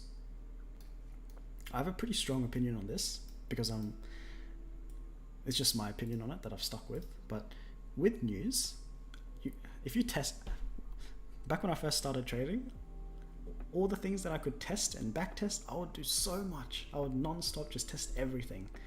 Of course now I don't do that anymore, because I realized that back testing, you can only learn so much. It's more so about live testing, because you can look at correlations live. But when I did backtest, I backtested maybe almost a year's worth of data, of positive and negative, and the reaction it caused on each pair, whether it went up because it was positive, whether it went down if it was negative, and the results was very split. Does that make sense? So if there was very positive news on the USD, it would be a very split, whether it would pump during the news release or dump during the news release. And that got me thinking. It got me thinking, what's the purpose of news if the direction is flawed? And I thought, my opinion on news now is, when you're looking at short-term news, the news release is just there as an excuse to inject volatility into the market to reach liquidity, or to generate liquidity. That's how I see news. So if it's positive or negative, it's being released to us at this time, but this value is known by someone way before this happens. So if it's positive on the dollar, it doesn't mean it's going to go up. I just see it as a specific time of day where it's going to be more volatile. I hope that makes sense.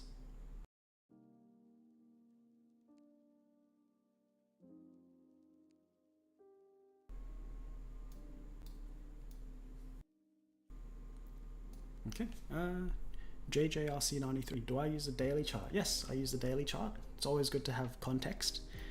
I keep my NAS down here, like an extra NAS or an extra S&P or extra Dow, just as like a higher time frame chart. Because one of my charts are just messy. I have so many drawings on it. I like to keep something a bit cleaner, right? So this is my higher time frame chart, just so I have an idea of what's going on, right? And this one's just messy as hell. Okay, King D. I spoke right into the future. Clearly I have a good understanding of what I'm doing and you appreciate it. Oh, thanks for the kind words, King D. Where am I up to? Oh, there I am. What time is it? 9:24. Okay. I'm gonna get lost in the time. And okay. I'll be more mindful so we don't miss 9:30. I think I have an alarm that should go off soon, so it'll remind me anyway.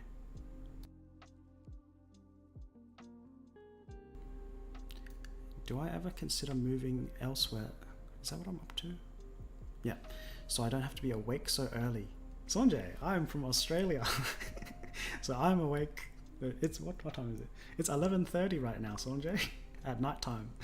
11:30 p.m. So now I think I wake up pretty late, to be honest. But I'm definitely a night owl, because when I first started trading, it was when I was still in university, and I focused too much on trading while in uni that I almost failed my courses. And the only time I could learn how to trade is at night time. So instead of studying for my uni, I'd study the charts. So I'd be up so late. I'd be up during New York session, London session, everything. That's why I almost failed, but maybe it was a sign, who knows. So no, I'm actually very happy about living here, so I can spend my nights essentially working, and my daytime is free, which is nice.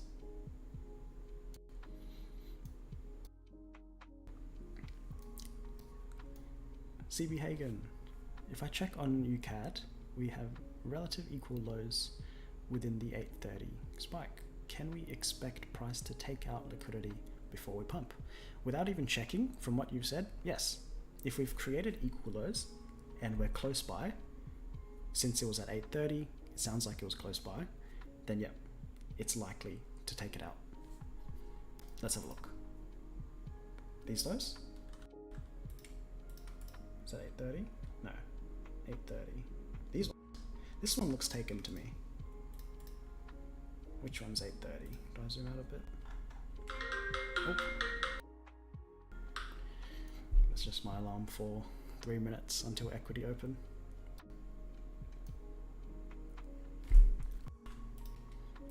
Kind of. Still, this is relatively equal. Yes. So this is like a conflicting confluence that would make me scared to long this. DXY still has room to dump if it returns. VIX almost there. So chances are if DXY dumps to this gap, USD CAD's pretty weak at the moment, it'll likely take out the lows. So yep, good job finding those equal lows. I think it's likely because under equal lows, liquidity, and if it's close by, it's a likely area.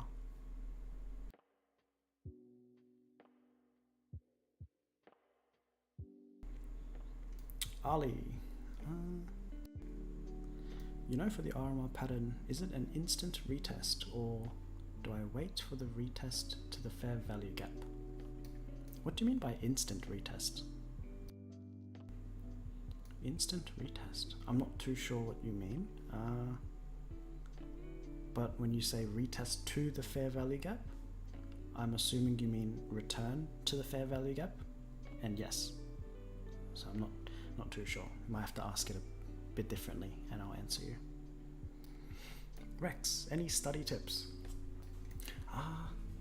This one's pretty personal actually, because everyone's got in a different situation. Some people have work all day and they can't really study and they have to study backtest. But if you have the luxury of studying live price and you have the time to do so, studying live price and focusing on or trying to not be overwhelmed by checking multiple asset classes whilst when you study price, I think that'll be very helpful. So long story short, live testing or forward testing, I value much more than back testing, because back testing, you're just testing the RMR. You don't get to test your objectives and correlating market objectives and strength analysis. You can't test any of that. Okay, I'll answer more questions after equity. So it's almost 9:30. S&P, Dow. So S&P, Nasdaq, it's like a lower low. S&P, slightly lower low. Dow, equal. So Dow is the strongest at the moment. So if we short, we'd short Nasdaq. If we long Dow. And what the hell are you doing, FTSE? FTSE makes an equal low. So this is even more reason to be short if it rejects and ends up going to a return area. So let's see. Okay, we are pumping. So everyone that was longing before, creating the sentiment, got stopped. All those people that got stopped during this short leg, they swapped to be short. And if this pumps and breaks highs, those people shorting will be stopped, or the revenge traders gonna get stopped. Now I'm thinking to myself, it's retracing, but where is it retracing to? So likely areas, we have gaps up here. We have this big order block. And now you just decide how optimistic you want your entry to be. So do I want to be shorter in here? Do I want to short very optimistically up here? That's up to you. Let's have a look at S&P, have a look at Dow. So which one's strongest? So these highs just reached. Oh, VIX just reached as well. Okay. Equal highs on NAS, lower S&P, equal on Dow. S&P is the weakest.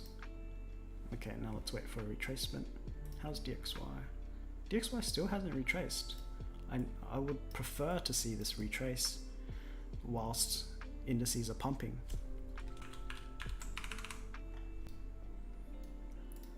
USD CAD. Yeah, because DXY hasn't dumped yet. How's gold? They should all have similar stories. So if indices are pumping up, okay, so indices have returned into this lower gap. So if you had a not so optimistic entry, but you had a entry that's still above the 50% level, this would be your entry.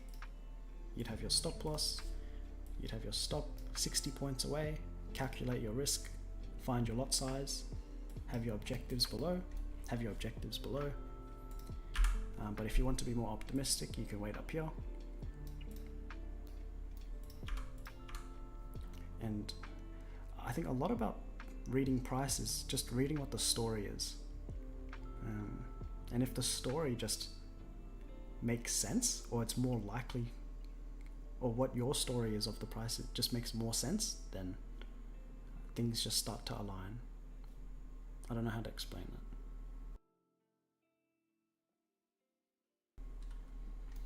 Let's check Dow.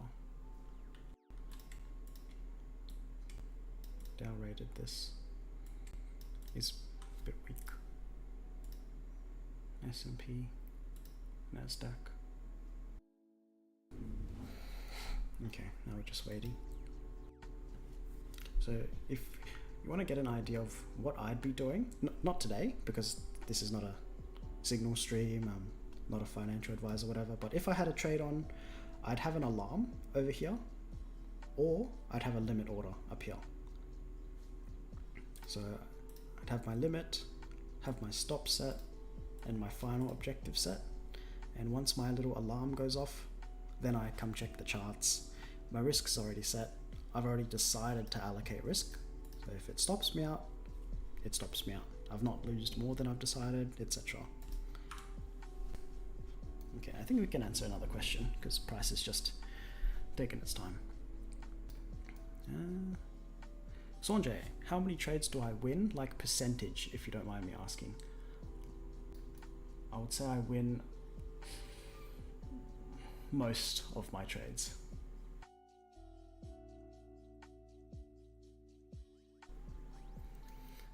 But in the end, it depends on how selective you are. If you say, how often do I win my most selective trades? There would be very, very high percentage. But how often do I win like an average setup? Maybe like an average amount. So it depends. how many hours per day did I spend on backtesting? When I first started, as soon as I get home from uni, which is maybe 6, 7, I refused to study what I did at uni. Study the charts, so it'd be London session into New York session, which is 6. I probably sleep at around 2 or 3. What's that, like 8 hours? I was obsessed. I backtested like 8 hours for a long time. That's why I almost failed. Yeah, I think it's a bit overkill. You can definitely optimize the time you spend studying. Just studying, like waking up before 9:30, like before 9:30 ticks, find your objectives, find a setup, have a look at sentiment, practice your relative strength so you can at any time decide which one's stronger, which one's weaker. Like obviously NAS is stronger, S&P equal low, Dow not equal low yet, so S&P is the weakest and Dow's in the middle. Like it becomes, when you do this over and over and over again, it becomes natural. Like you can switch back and forth very quickly, make a decision. But when you first start out, you don't want to overwhelm yourself, right? You want to stick with 1 or 2 so you can switch back and forth. Maybe it's easier that way. And then maybe add a correlating market, switch between those. Yeah, and then as you practice, you get better, becomes more natural, and then you can add however many as you like without making it redundant, without making it unnecessary.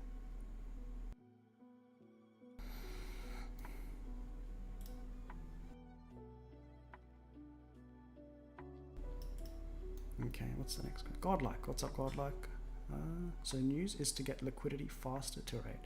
News is, so news is an excuse to inject more movement into the market.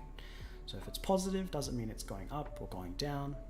It's just like a time when price is more likely to reach a certain area. Yep. You're welcome. That's all good. All good. I think that would be a very good mindset on how to view news, because if you're very news heavy, like it's positive, it means it's going to go up, must go up. Let's just have a look. CAD, Wednesday, positive news. USD, it should be down then, because it's USD CAD. Wednesday, it's not bearish. This is consolidating and bullish, but news said it should have been bearish. This was just a random example, but it's like 50-50. Sometimes it follows it, sometimes it doesn't. It's just an excuse to create volatility to reach liquidity. Yep. But I do want to say, with really big news events like FOMC, anything interest rate based, if the interest rate, let me bring it up.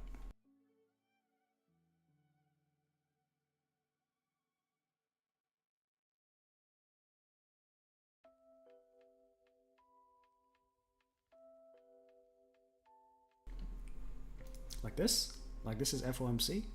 Whenever interest rates change, like by a lot, and a lot of interest rates changed recently, which is kind of a pain, so because I have to adjust a lot of things, but when something so fundamental like interest rates of a country changes a lot, then this is a sign of like a direction being changed, but not short term, not during the day, but overall, like for the year, for a quarter or whatever.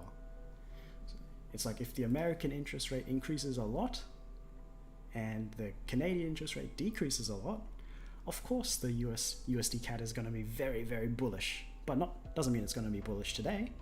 It could be a huge bearish day, but over time, fundamentally, the country's worth, the worth of the USD country is much more than USD CAD. So it'll fundamentally be bullish over time. Does that make sense? Yeah. But because if you're a day trader and we're just looking at price during the day, news is just volatility to go somewhere. Yep. Okay.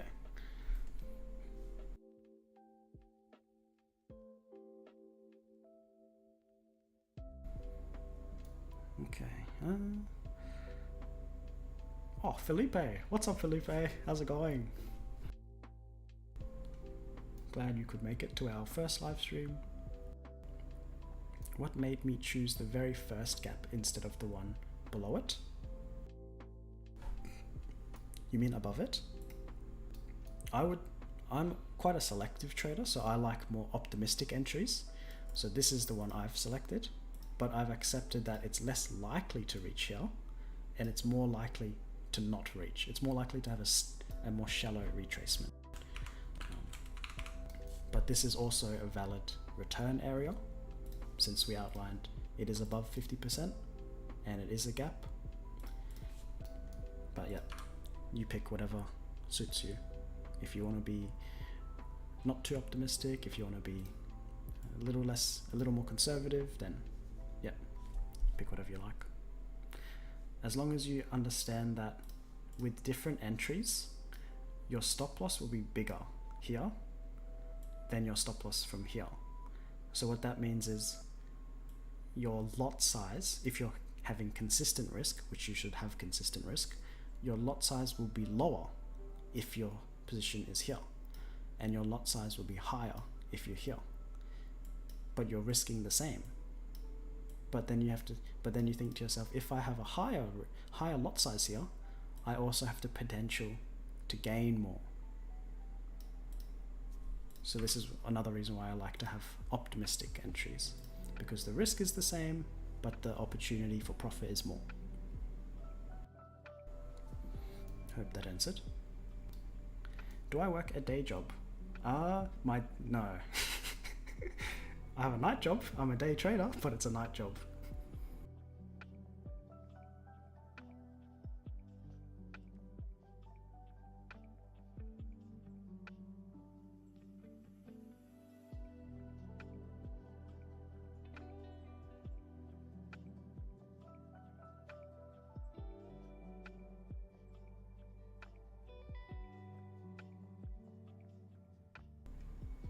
I'm just zoning out.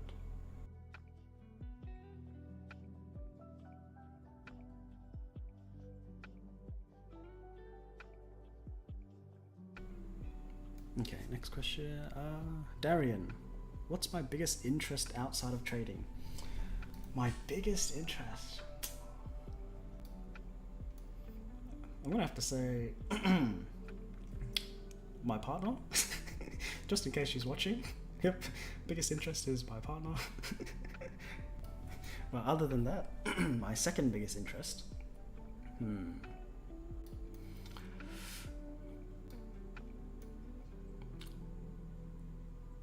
not the biggest on traveling. What do I like? I like motors, like motorsports, like F1, MotoGP, that sort of thing. What else do I like?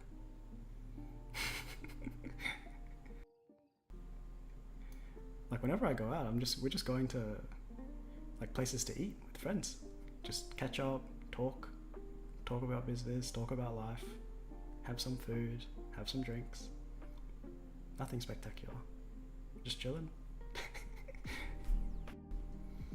Yeah, just hanging out with friends, probably my favorite hobby. Doesn't matter what we do.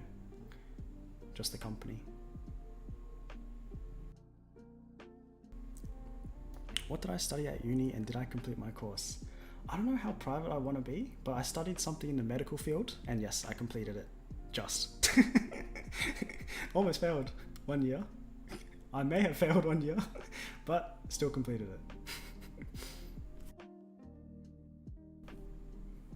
Ezekiel. What's up, Ezekiel? Welcome to the stream. How do I color in the kill zone in the timescale? This is one of the videos I've sent. Let me find a few.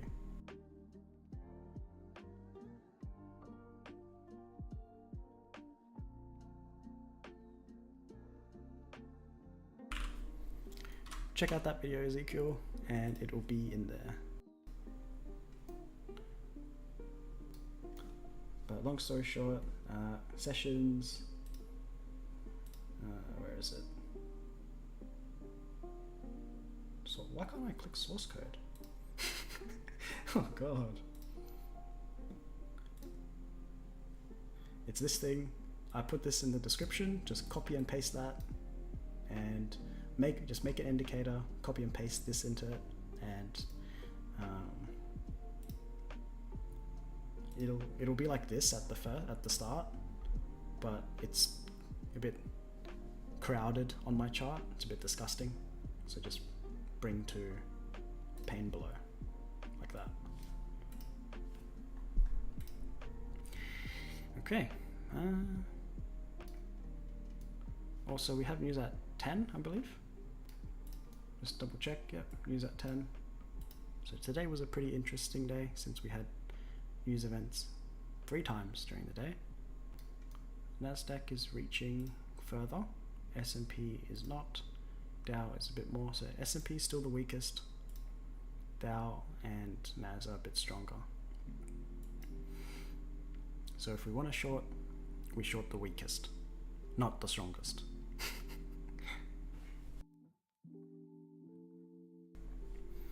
Louis, where am I pick the ones in premium, and if it doesn't hit, I let it go for another one. So much difference. Oh, there's a little bit of difference, but they're all like, they're correlating. So if Nasdaq goes up, S&P is going up. It's not like completely opposite, right? They're similar. So if we wanted to short, yes, Nasdaq has a return here, but Nasdaq is not the weakest. Which one's the weakest? S&P is the weakest, so that would be the entry. But what we see, relative highs, I'd be a bit scared to long, or I mean short. So we'd wait. So this is a low probability environment. So equal highs. That moment of hesitation, a lot of times at equal lows, equal highs, there'll always be some sort of manipulation just to sucker in some people before it goes. It's very silly. Like any swing, like pick an equal low, like this one. Just when it reached it, some sort of hesitation before going down. Okay, anyways. What's next? Ali, how would I trade the PM session, and what would be my advice to be someone that works full-time and can't be at the chart London and the AM New York session? Can you be there at 9:30 during New York, or you only maybe like the PM New York session?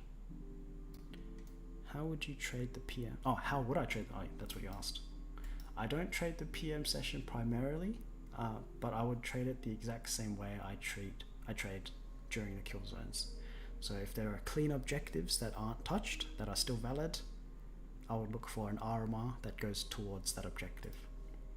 So for example, if these lows are still there in the PM session and some highs are taken out, so there's no more objectives above, just these objectives below, if an RMR forms in the PM session, then that would be how I trade it.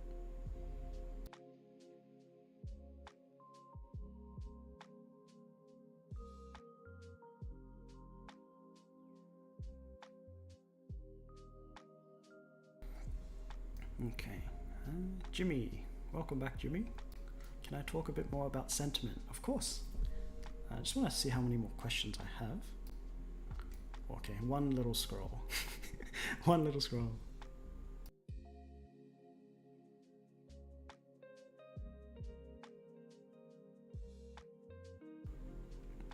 Okay, a bit more about...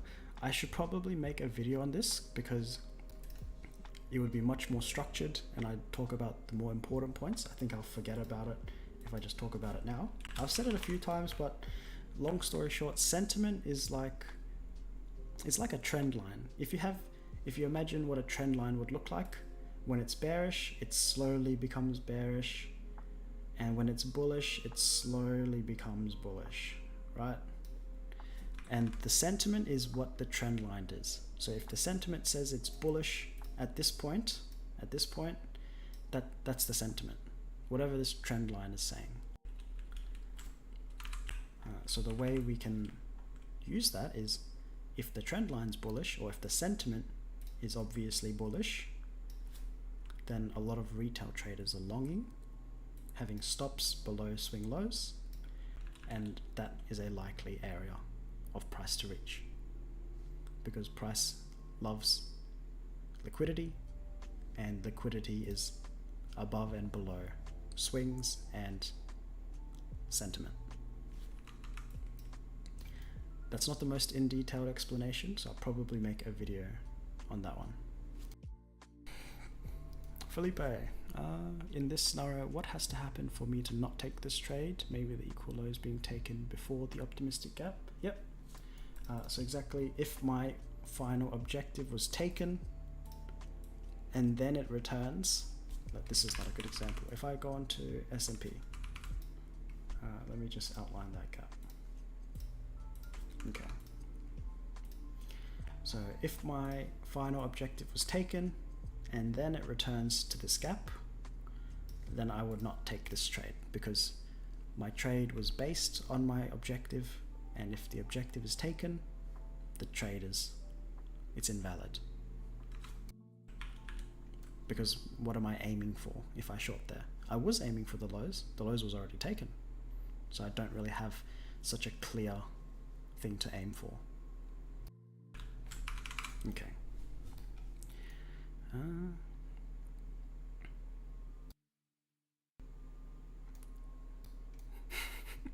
What are you talking about, Darian? Karan, isn't it stressful to not have the safety of a day job in case of bad trading days and stuff? Wouldn't it affect my mindset when trading days? To be honest, I think it gets to a point where you realize that trading has the potential to monetize things in a better way than if you had a day job. But you have to reach that point first. Like when I first started, of course I'd have a day job. Can't pay for anything otherwise. My trading's not paying for anything. But when your trading can pay for things and continue to pay for things, I don't see the point. Right.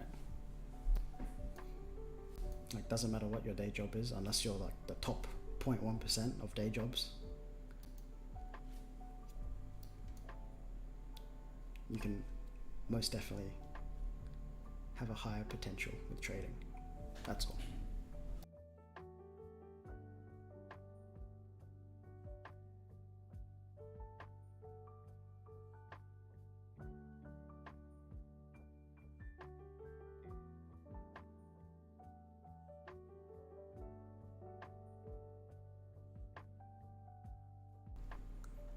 Okay, next question. Actually, I want to see what's going on, because we knew NAS was the strongest, so NAS has failed. S&P is retracing, Dow is retracing, so S&P is still the weakest.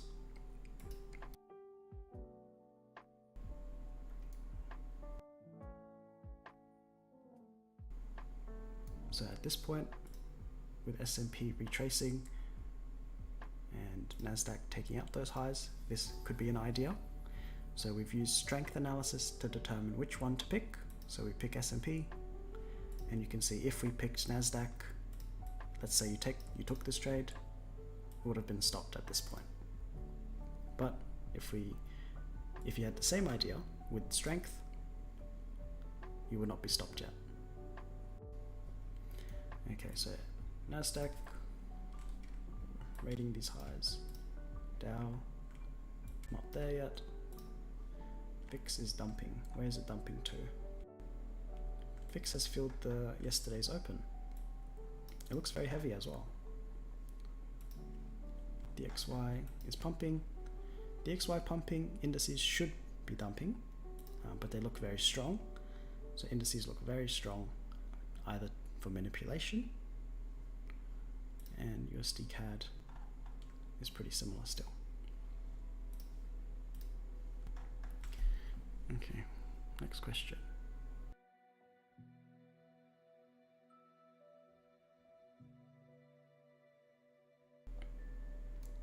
You live in Valentino Rossi City. Oh, very nice. Pretty sure you're retired now. Sad days, sad days. What time is it? Is it 10 almost? 6 minutes. AZ, you really have patience. You need patience, depending on your type of trading. Actually, any type of trading needs patience. Otherwise, I just want to get in, right? You just want to get in. See, it's changing. Get in. You gotta have some patience. I'm not patient at everything, don't worry. But when it comes to trading, I like to think that I'm quite patient.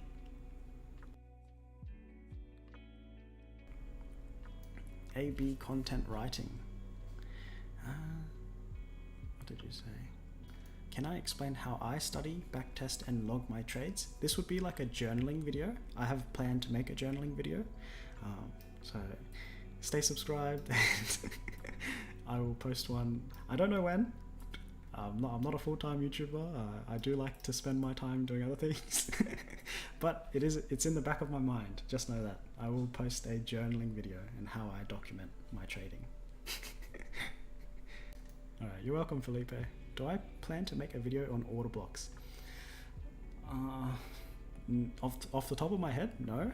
Just because ICT has so many videos on order blocks, just the internet in general has so many videos on order blocks. And I do mention them in my videos here and there, but I don't think I'll make a specific video on it. Unless everyone asks for it, then of course, why not? If it will help everyone, I will make it. Because the whole point of the community and the whole point of my channel is just to help people learn about trading, just to help them get better at trading. And if that's what everyone wants, that's what everyone will get. Unless it's trend lines. I still have some things I refuse to teach, like trend lines, but that's besides the point. I'm a really nice man, Niso. Oh, thanks for the nice words, Niso. People go live for 1 hour, but I'm here for 4 hours for free. I've decided to, yep, I've allocated tonight to be the live stream night to answer questions and give my thoughts on price as it's happening. So yeah, no, it's all good, Niso.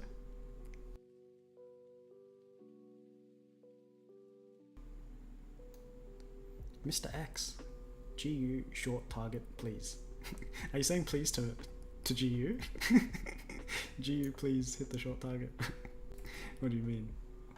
What target?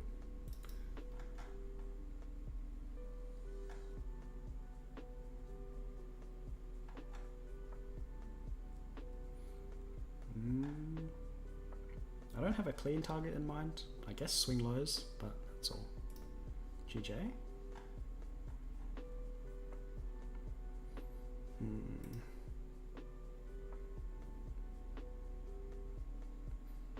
Yeah, regarding GU, not my preference to trade at the moment. But if you see your setup and it pans out, great job. Sanjay, face reveal at 2K sub. Bro, no way. No way. I'm such a private person. I don't think you realize, Sanjay. I might sound like an out there person, but no, I'm actually the very opposite. I'm a very conservative, maybe not conservative, I'm a very minimalistic, quiet person. I think trading is like the one thing that I can just talk about on and on and on again, about, because I just have so many things I would like to talk about. But it's not how I am usually, I guess. I'm pretty quiet. So yeah, no face reveal. Maybe a setup reveal. Nasdaq might take equal highs on 15-minute. 15-minute Nasdaq. Like these ones up here. Maybe. I want to see it get a bit closer first. Yeah, because I've still got a bearish bias. If we had a bullish bias, then we could argue this is breaking the sentiment, it's bearish. We broke a swing high. This is a shift in structure. So we had a raid, a shift, and then we have a return in here. And because Nasdaq is the strongest of the three, we could place a long here. But once again, we're waiting for a return once again. And this is if you have a bullish bias. And if you're bullish bias, you have to have your objectives in mind first.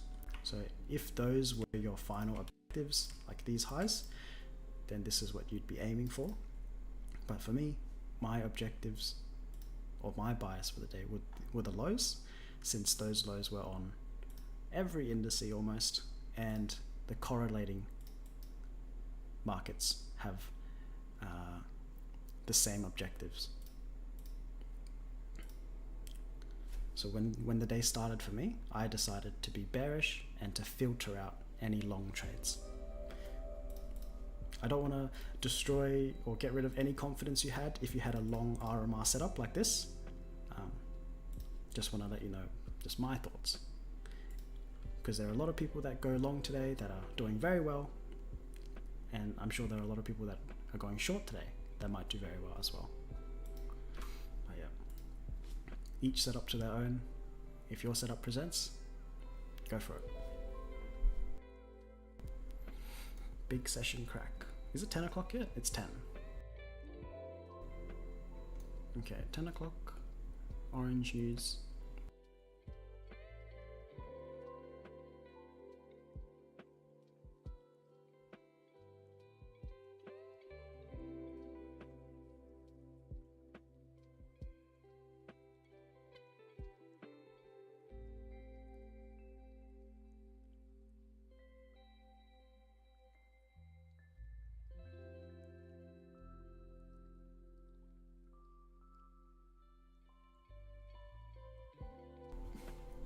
Okay, what's next? Karan. I think it comes down to the confidence that you will be successful trading, which I don't have. Well, you'll get there. Stick to it. Practice good discipline. Follow your rules. Build the experience. You'll get there. We always build confidence as we do something. As long as we're doing the right things, then we can build confidence in that. It's a process. It takes time. Nurture it. Take it seriously. But don't burn yourself out.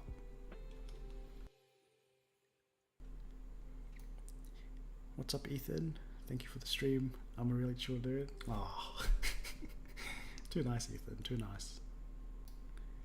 Lernai, what time is Asian range? Asian range is just before the London.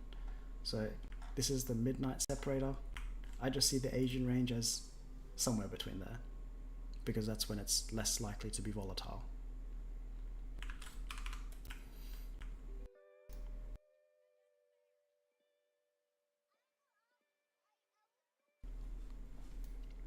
Bev, how and why did I narrow down all my trading knowledge to the RMR strategy? How and why? This is a pretty long question, I feel like. Short answer, just through experience and putting together a lot of single concepts. So a gap was a concept, a raid was a concept, market structure shift was a concept, and then when I put them all together, it was like a raid, then a shift, then a return, and then RMR were like the first letters that came into my mind. So raid, market shift, return. I could have called it like RMG, raid, market shift, gap. Who knows? RMR just kind of clicked with me at the start. Face reveal at 10k subs. Oh jeez. I don't know, Rex. I don't know about the face reveal thing. I might do a meetup, but I'll put a bag on my head. No, we'll see. Who knows what the future will bring.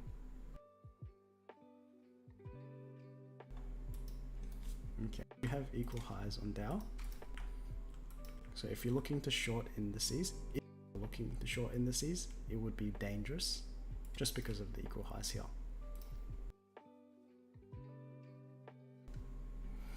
So even though S&P is the weakest and we choose this one to short, until those highs on Dow are taken, we don't want to be shorting.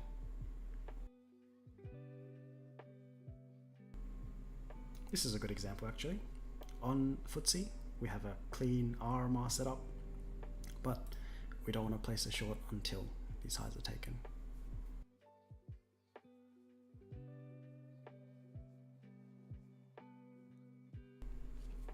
Just clean up my chart.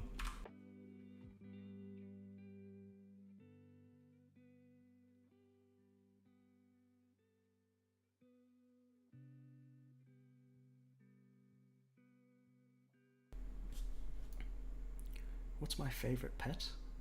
I have a dog and a cat. I can't really pick favorites here. Probably dog and cat. Well, I've never had a tiger. Oh, that would be pretty cool. The laugh is contagious. Oh man. Now I'm thinking about my laugh. What's up, Sardar?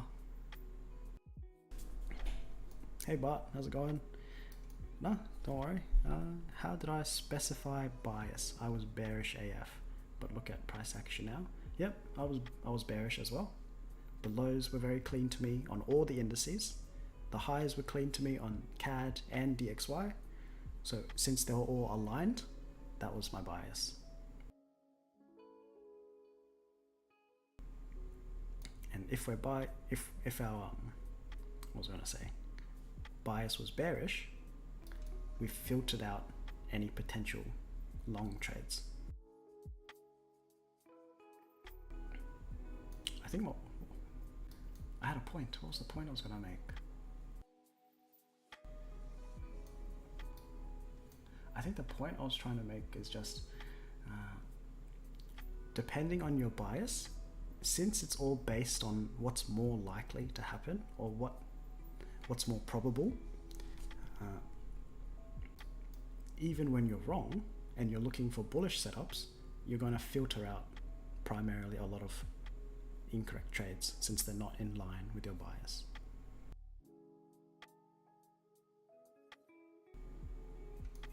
I don't think I worded that the best. SV, Learn I. May I ask what time is the Asian range? I think I answered that one. Do you want like a specific time is what you mean?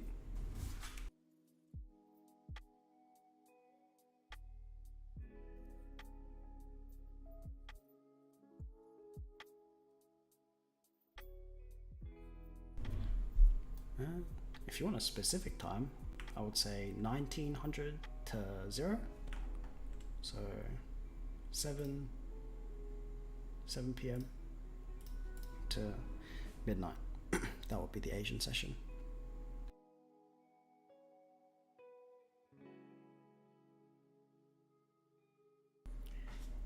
Okay. Derek, now that it's 10, what am I looking for SPX to do? So I'll just go through my thoughts when we first started. So our initial idea was an RMR short to take either at this gap or this gap, but we were choosing the weakest of the three, which happened to be the S&P. But we all got to see that as S&P was retracing, we saw that NASDAQ had failed. NASDAQ would have been stopped out. We all saw this, right? And so when one of them gets stopped out,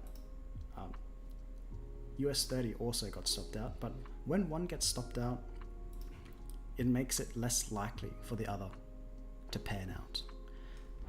It's when all of them are retracing into a return area and one hasn't failed already, that will become a higher probability RMR. So we saw NASDAQ fail and we waited for S&P to fill the return area, so at 10:02, but at 10:02 on Dow, we saw that it pumped to an equal high, right? We mentioned the equal high and we said that it would be, what was the word? It would be scary to short with equal highs, right? Because we saw liquidity generated above, so then we filtered out shorting on the S&P because we saw these equal highs here. So that's how we avoided our short. I hope that answered your question.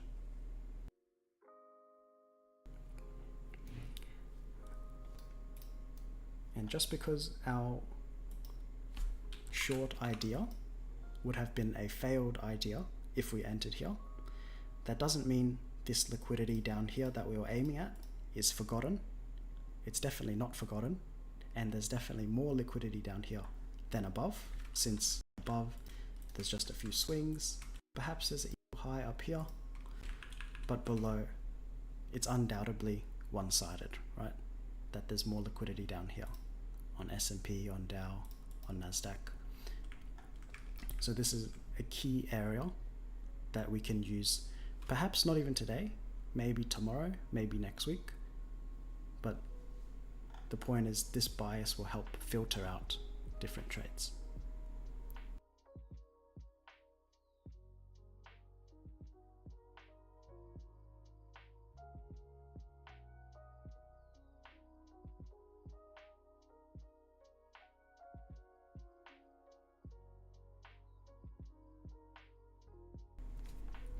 Five-minute delay. I think this is like maybe 1 minute delay, my stream. I'm not too sure.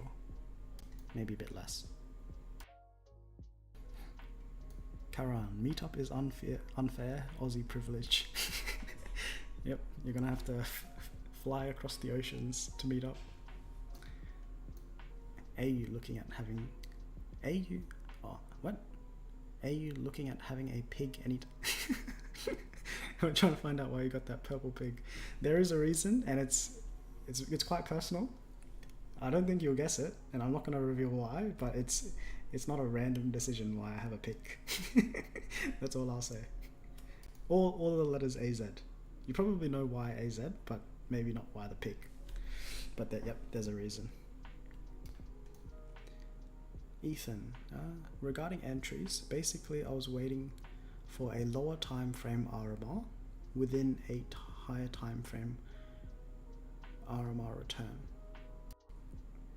Higher time frame return. No, I think they were all pretty lower time frame. This return area was a lower time frame return area. I'm not too sure what you're referring to.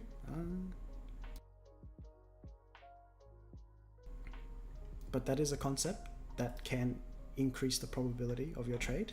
For example, if we said this was a raid and then a shift, and this was the return, right, to short. This is the higher time frame RMR. If we looked inside, if we saw like some equal highs here, and we called this the raid, and then shift,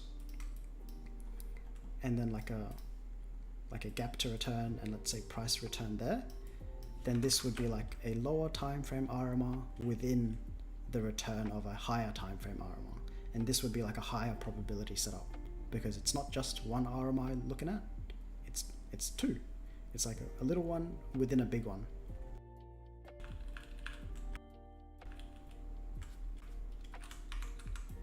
But yep, the one over here was just a little one.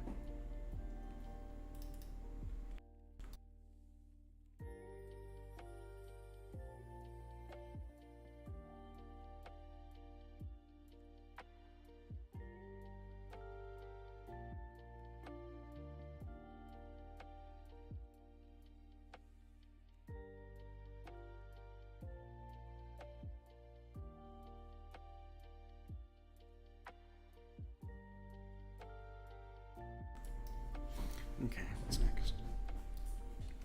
In this case, would I still look for a short? It's getting to the point where price is extending quite a lot, where it's become into that zone of now it's becoming less likely for it to just completely shit itself without any news ahead, without any big reason ahead.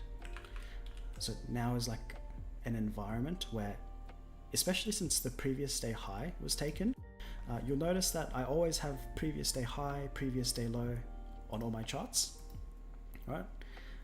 And you'll notice that most of the time, oh Jesus, most of the time, one or the other gets taken.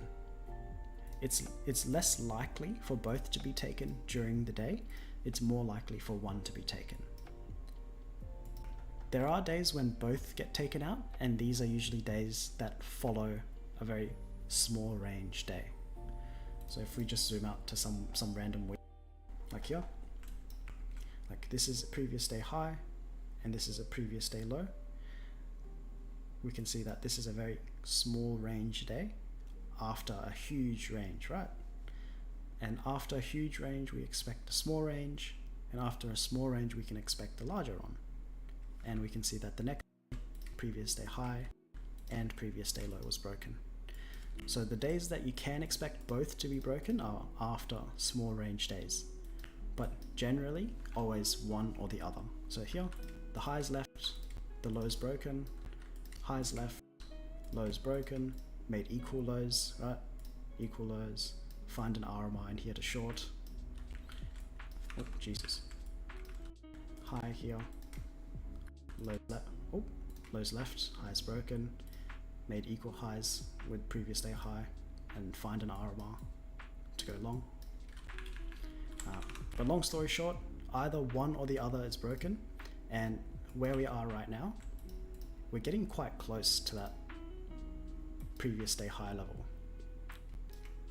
So if it breaks, it just becomes much less likely for the previous day low to break. It doesn't, of course it doesn't mean it won't be broken. Who knows what price is going to do? That's what we deal with as traders. We deal with probabilities, and we're not trying to guess or call every single candle or every day, but we just try to push the probabilities into what's more likely. Does that make sense? I think I said a few things there. Alright, my bias is still bearish because of the lows. Yeah, my bias is still bearish, but yeah, once again, less probable, like a today trade, less likely. Sada, where about am I in Australia? I'm a bit private, but I'm kind of close to you. That's all I'll say. I'm within a few hours of a flight. Okay. Karan, if Naz rejected from the fair value... Okay, what time is it? I don't want to stream too... Oh my god, it's midnight. I've been streaming for like hours. Oh god. I don't think I plan to stream so long. I just wanted to make sure that we could see 8:30 news, 9:30 equity, and 10 o'clock news together. And I think we managed to do that, and I think I got to say most of my thoughts during that time. So I hope it was insightful. But I will try to get through all the questions. Okay, I'll give you guys 30 seconds to write any questions you like, and I'm just gonna draw like a dashed line and I'll just answer up to that. Alright, yep, yeah. I don't know how else to end this, because you guys have so many questions. Okay, yep, 30 seconds until the 18:20, 10:18:20. But what do we have next? We have, I'll save this stream, so if you want to go back to it in the future, it'll be here. Don't have to worry about that. But it will be a long video, so definitely good luck finding the question you're after. Oh man. Okay. But wait. What did? If Nas rejected from fair value gap, but S&P doesn't reach the gap? Rejected from? Oh, I think I know what you mean. So if Nasdaq reached this gap and reject and dumped, but S&P was like here, then we'd still want to pick the weakest. We still want to pick S&P, even though it didn't reach the return area. We'd still pick S&P because it's weaker.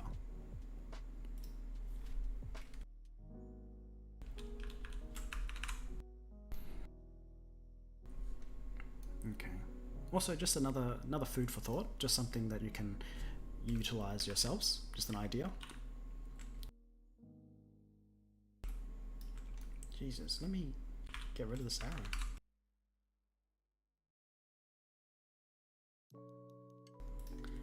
Okay, here's the idea. And this happens a few times actually, and it's all based on the benefits of using strength analysis. Okay, So you know how we saw S&P being the weakest and NASDAQ being like the strongest? When NASDAQ reached that return area to go short, if at that time we decided to short the S&P down here with our stop loss at the rates high, and at the exact time NAS failed, so 950, you can almost use that as an early getaway. So at 950 right here, 950, so S&P was down here when NAS retraced, and at 950 is right there, this candle. So at 950 when NAS failed, instead of having your stop loss at the rates high, you could almost just get out early since NASDAQ failed, and you'd be losing less than what you've risked. So this is like a sign to get out of your trade early. Maybe rewatch that if you didn't understand, but yep, that can be helpful with your trades. But if you didn't pick S&P to short, if you didn't pick the weakest, like for example you just pick NAS, you wouldn't even get that opportunity. You would just get stopped out immediately. But when you pick the weakest or the strongest when you're going bullish, then you have that opportunity. Okay, that's definitely 30 seconds.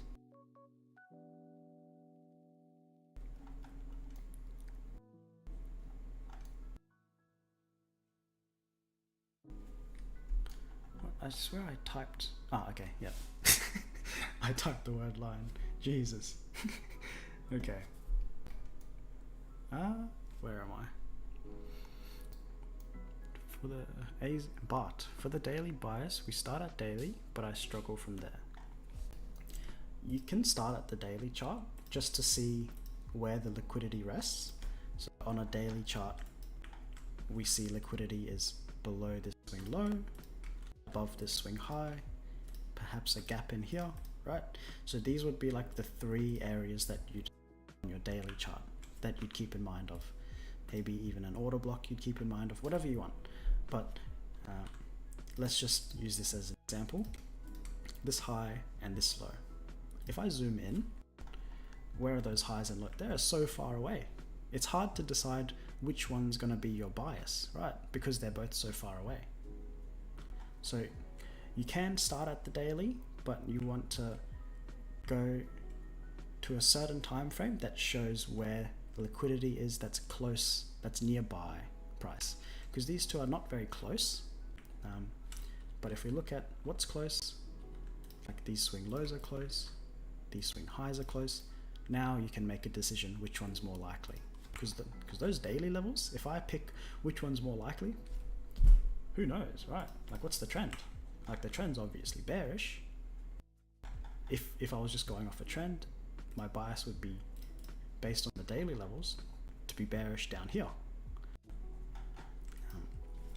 But you want to look at areas that are a bit closer to price, the ones that are more likely to reach during the day, if you're a day trader.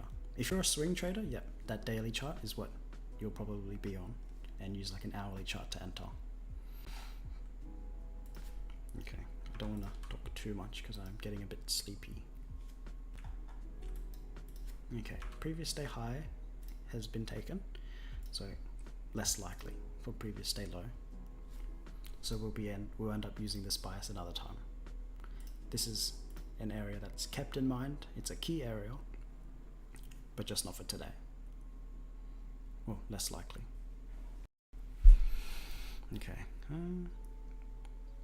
Ethan, S&P PDL still looking really good with all the relative equal low. Yeah, I do agree. The equal lows are very clean on pretty much all the indices, and the highs on DXY are clean. Highs on UCAD are clean, but most likely not for today. Right, we're getting to the point where it's getting a bit far, where it's very unlikely to reach that bias. But don't get me wrong, that bias is a very strong area. So when price reaches like an area close by, this will be the bias, and then we'd look for bullish RMRs to get there. Just not today. UCAD, look to the left.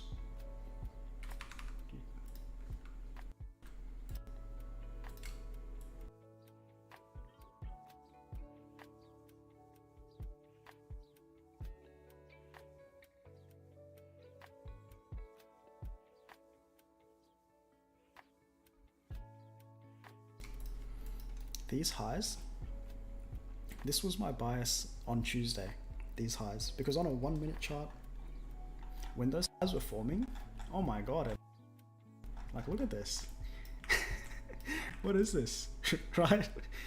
So yeah, of course, this was my bias back then, but that use it. But it looks like that has been kept in mind for today. Same thing with these objectives below. Just because it's not your objective for today, or it was, but it might not reach today, it's not going to be forgotten in the future. It's something that we want to aim for at a later date. And if tomorrow doesn't do it, if we have a look at news, we have news on Monday, we have news on Tuesday, Monday and Tuesday. Yeah, they might be likely times. Okay, next question. 30-second delay. Thank you, Peter. That's good to know. Peter asks, AZ, have you ever been in the situation I wanted to give up trading? I wanted to quit trading or give up? Short answer, no. I think when I first started, I was just so into it, and I saw the potential and the likelihood of it happening. And the more I did it, the more it seemed like the type of thing that I enjoy and the type of thing that I really want to get good at.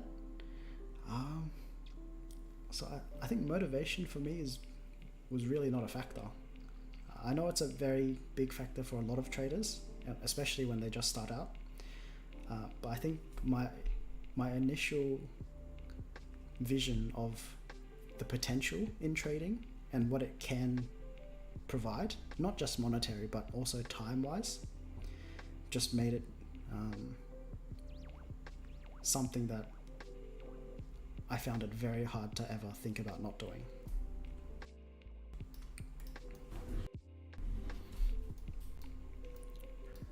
Hey Noise Vision, just discovered my channel. Oh, welcome. I hope you enjoy the channel and the community, everyone here. And my chill mood. Excellent. No, I don't stream every day. This is actually the very first stream. So I hit 1,000 subscribers recently. Huge milestone. Too many people. Too many eyes on me. That's 2,000 eyes. Oh my god. So, no, but I really enjoy streaming, it seems. This is my first one. I've enjoyed answering your questions. I feel like my opinions on price live can be quite insightful. So yeah, it might be a thing in the future as well, but not every day, because it does take up a lot of my time. So yeah, and I'm not a content creator. So yeah. Music Overseer, would I wait for retracements long? For me, no, I wouldn't, because I still like these lows down here. Even if price makes like clean equal highs here, retraces, I don't know what's going to happen. I don't know if it wants to pump to get there or dump to go to the lows. It just becomes less ability. Because at the start of the day, when I made my bias, I already decided to reach than the ones above. Or this is a more key area. Objectively speaking, this is a more key of an area than any key areas above. So today will just be a day that no trade happened. I'm not looking for like short scalps. I'm not looking for like retracements into a 1 minute gap to go long here. Like this could be your entry, 100%. But it's not my setup. It's not how I decide to trade. That's all.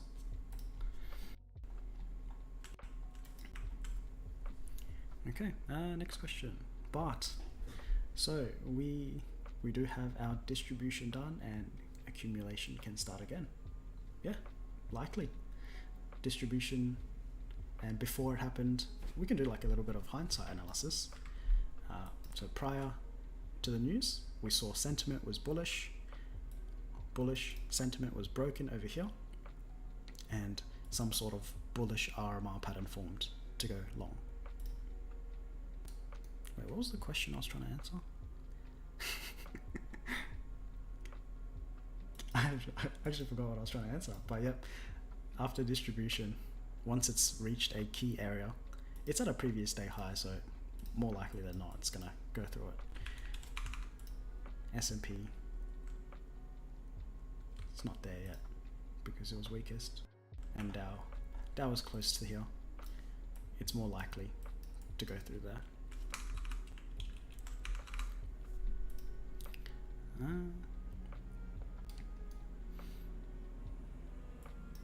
But yep, once it's reached its key area, that would be a likely time to accumulate instead of distributing more and more. Fair value gap on 1 hour on as just filled. This one over here, yep. Have a look at S&P. It's reached not the gap, but close because it's weaker, and Dow has gone through it. This is a good example actually. We can see that Nasdaq was the strongest, S&P was the weakest, right? But what about now? Nasdaq at this swing over here, S&P is obviously lower, is weaker, but Dow is actually higher. So Dow is the strongest now. So they've swapped. Nasdaq was the strongest, but now Dow is the strongest.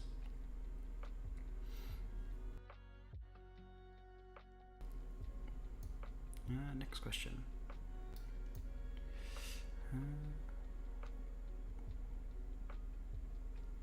Enjoy yourself, my guy. Thank you, Darian. I am enjoying myself. Gabe, thanks for the insight. You're welcome. Music Overseer, I think I answered your question just prior. But daily bias in detail. There's so many videos on it, but yeah, I'll leave it for another time. I think I talked about it a lot today. Ezekiel. Actually, with daily bias, it's not all about, just last thing to say, it's not all about, how do I word this? The purpose of the daily bias has multiple benefits, I think is what I'm trying to say. Not just being able to filter out a certain direction to have you more focused on a certain direction, because your bias is based on likelihood. And if you're only looking for trades in the direction of what you deemed to be more likely, then you're already doing what a lot of traders aren't. Because a lot of traders are very zoomed in. They don't have a bias, so if they have a buy pattern, they're going to buy. If they have a sell pattern, they're going to sell. But they don't have like a more likely area to reach, so they're not filtering out any trade. And those are the traders where you get a lot of pretty even win percentage trades. Like you're going to have a lot of wins, a lot of losses. It's going to balance itself out.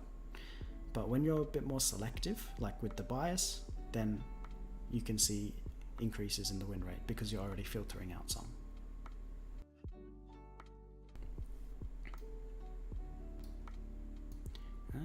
Ezekiel, EU is almost back at the gap.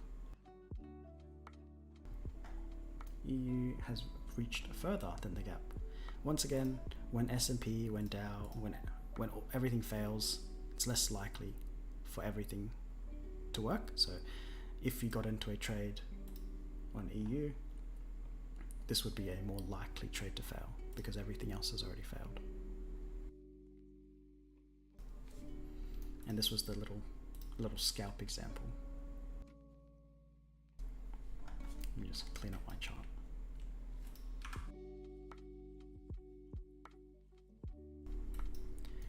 Okay, Niso, mate, this trade was a failure. Yes, this trade idea was a failure since we were waiting for a short in the gap, but I was talking about our thought process and how we managed to avoid taking a short, so how we avoided the loss. I'm not sure if you were here, but Nasdaq, when it was here, S&P was still down here, and then when Nasdaq failed, S&P was retracing in here. So when everything fails, we wouldn't take the trade.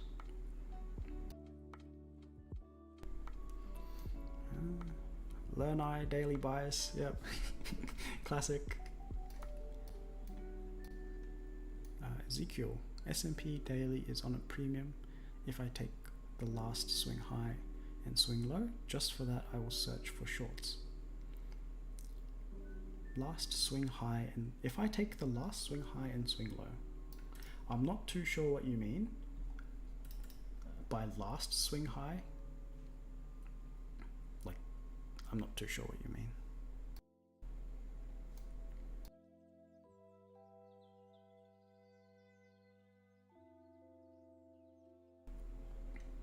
I'm just scared to short because of liquidity above, that's all. So the bias here, this bias down here, later date.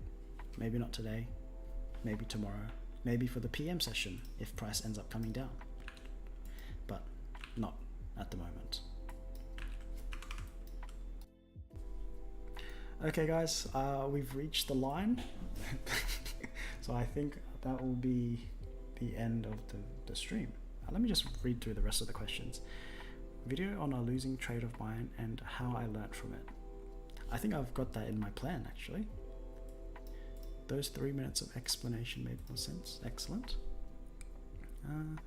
Thanks for the session. You're welcome, Sanjay. Thank you all for joining. Everyone that was here, stopped by, that came to watch, dropped a question. I appreciate all of you. But I think I'll definitely end the stream here. We've had a good little session. I'm pretty sure it was like, oh my god, maybe 3 hours. Yep. But I've had a lot of fun watching Price live with you guys. I hope seeing Price live and hearing my thoughts would have helped with your study and will give you an insight on what I look for, the pace that I look for things. Of course, you don't have to look for things as quick, but you can practice with it and you'll get better and better. But other than that, Karan, you've been here for 4.5 hours? Oh my god. You're a true OG. You're welcome, Ronald. Alright guys, thank you all so much for watching. I'll end it here, otherwise I'm just gonna end up being here for so long. Alright, good night everyone. I'm gonna have a good night's rest now. Good luck with your trading if you decide to trade anything. Yeah, until next time, take care everyone. Peace.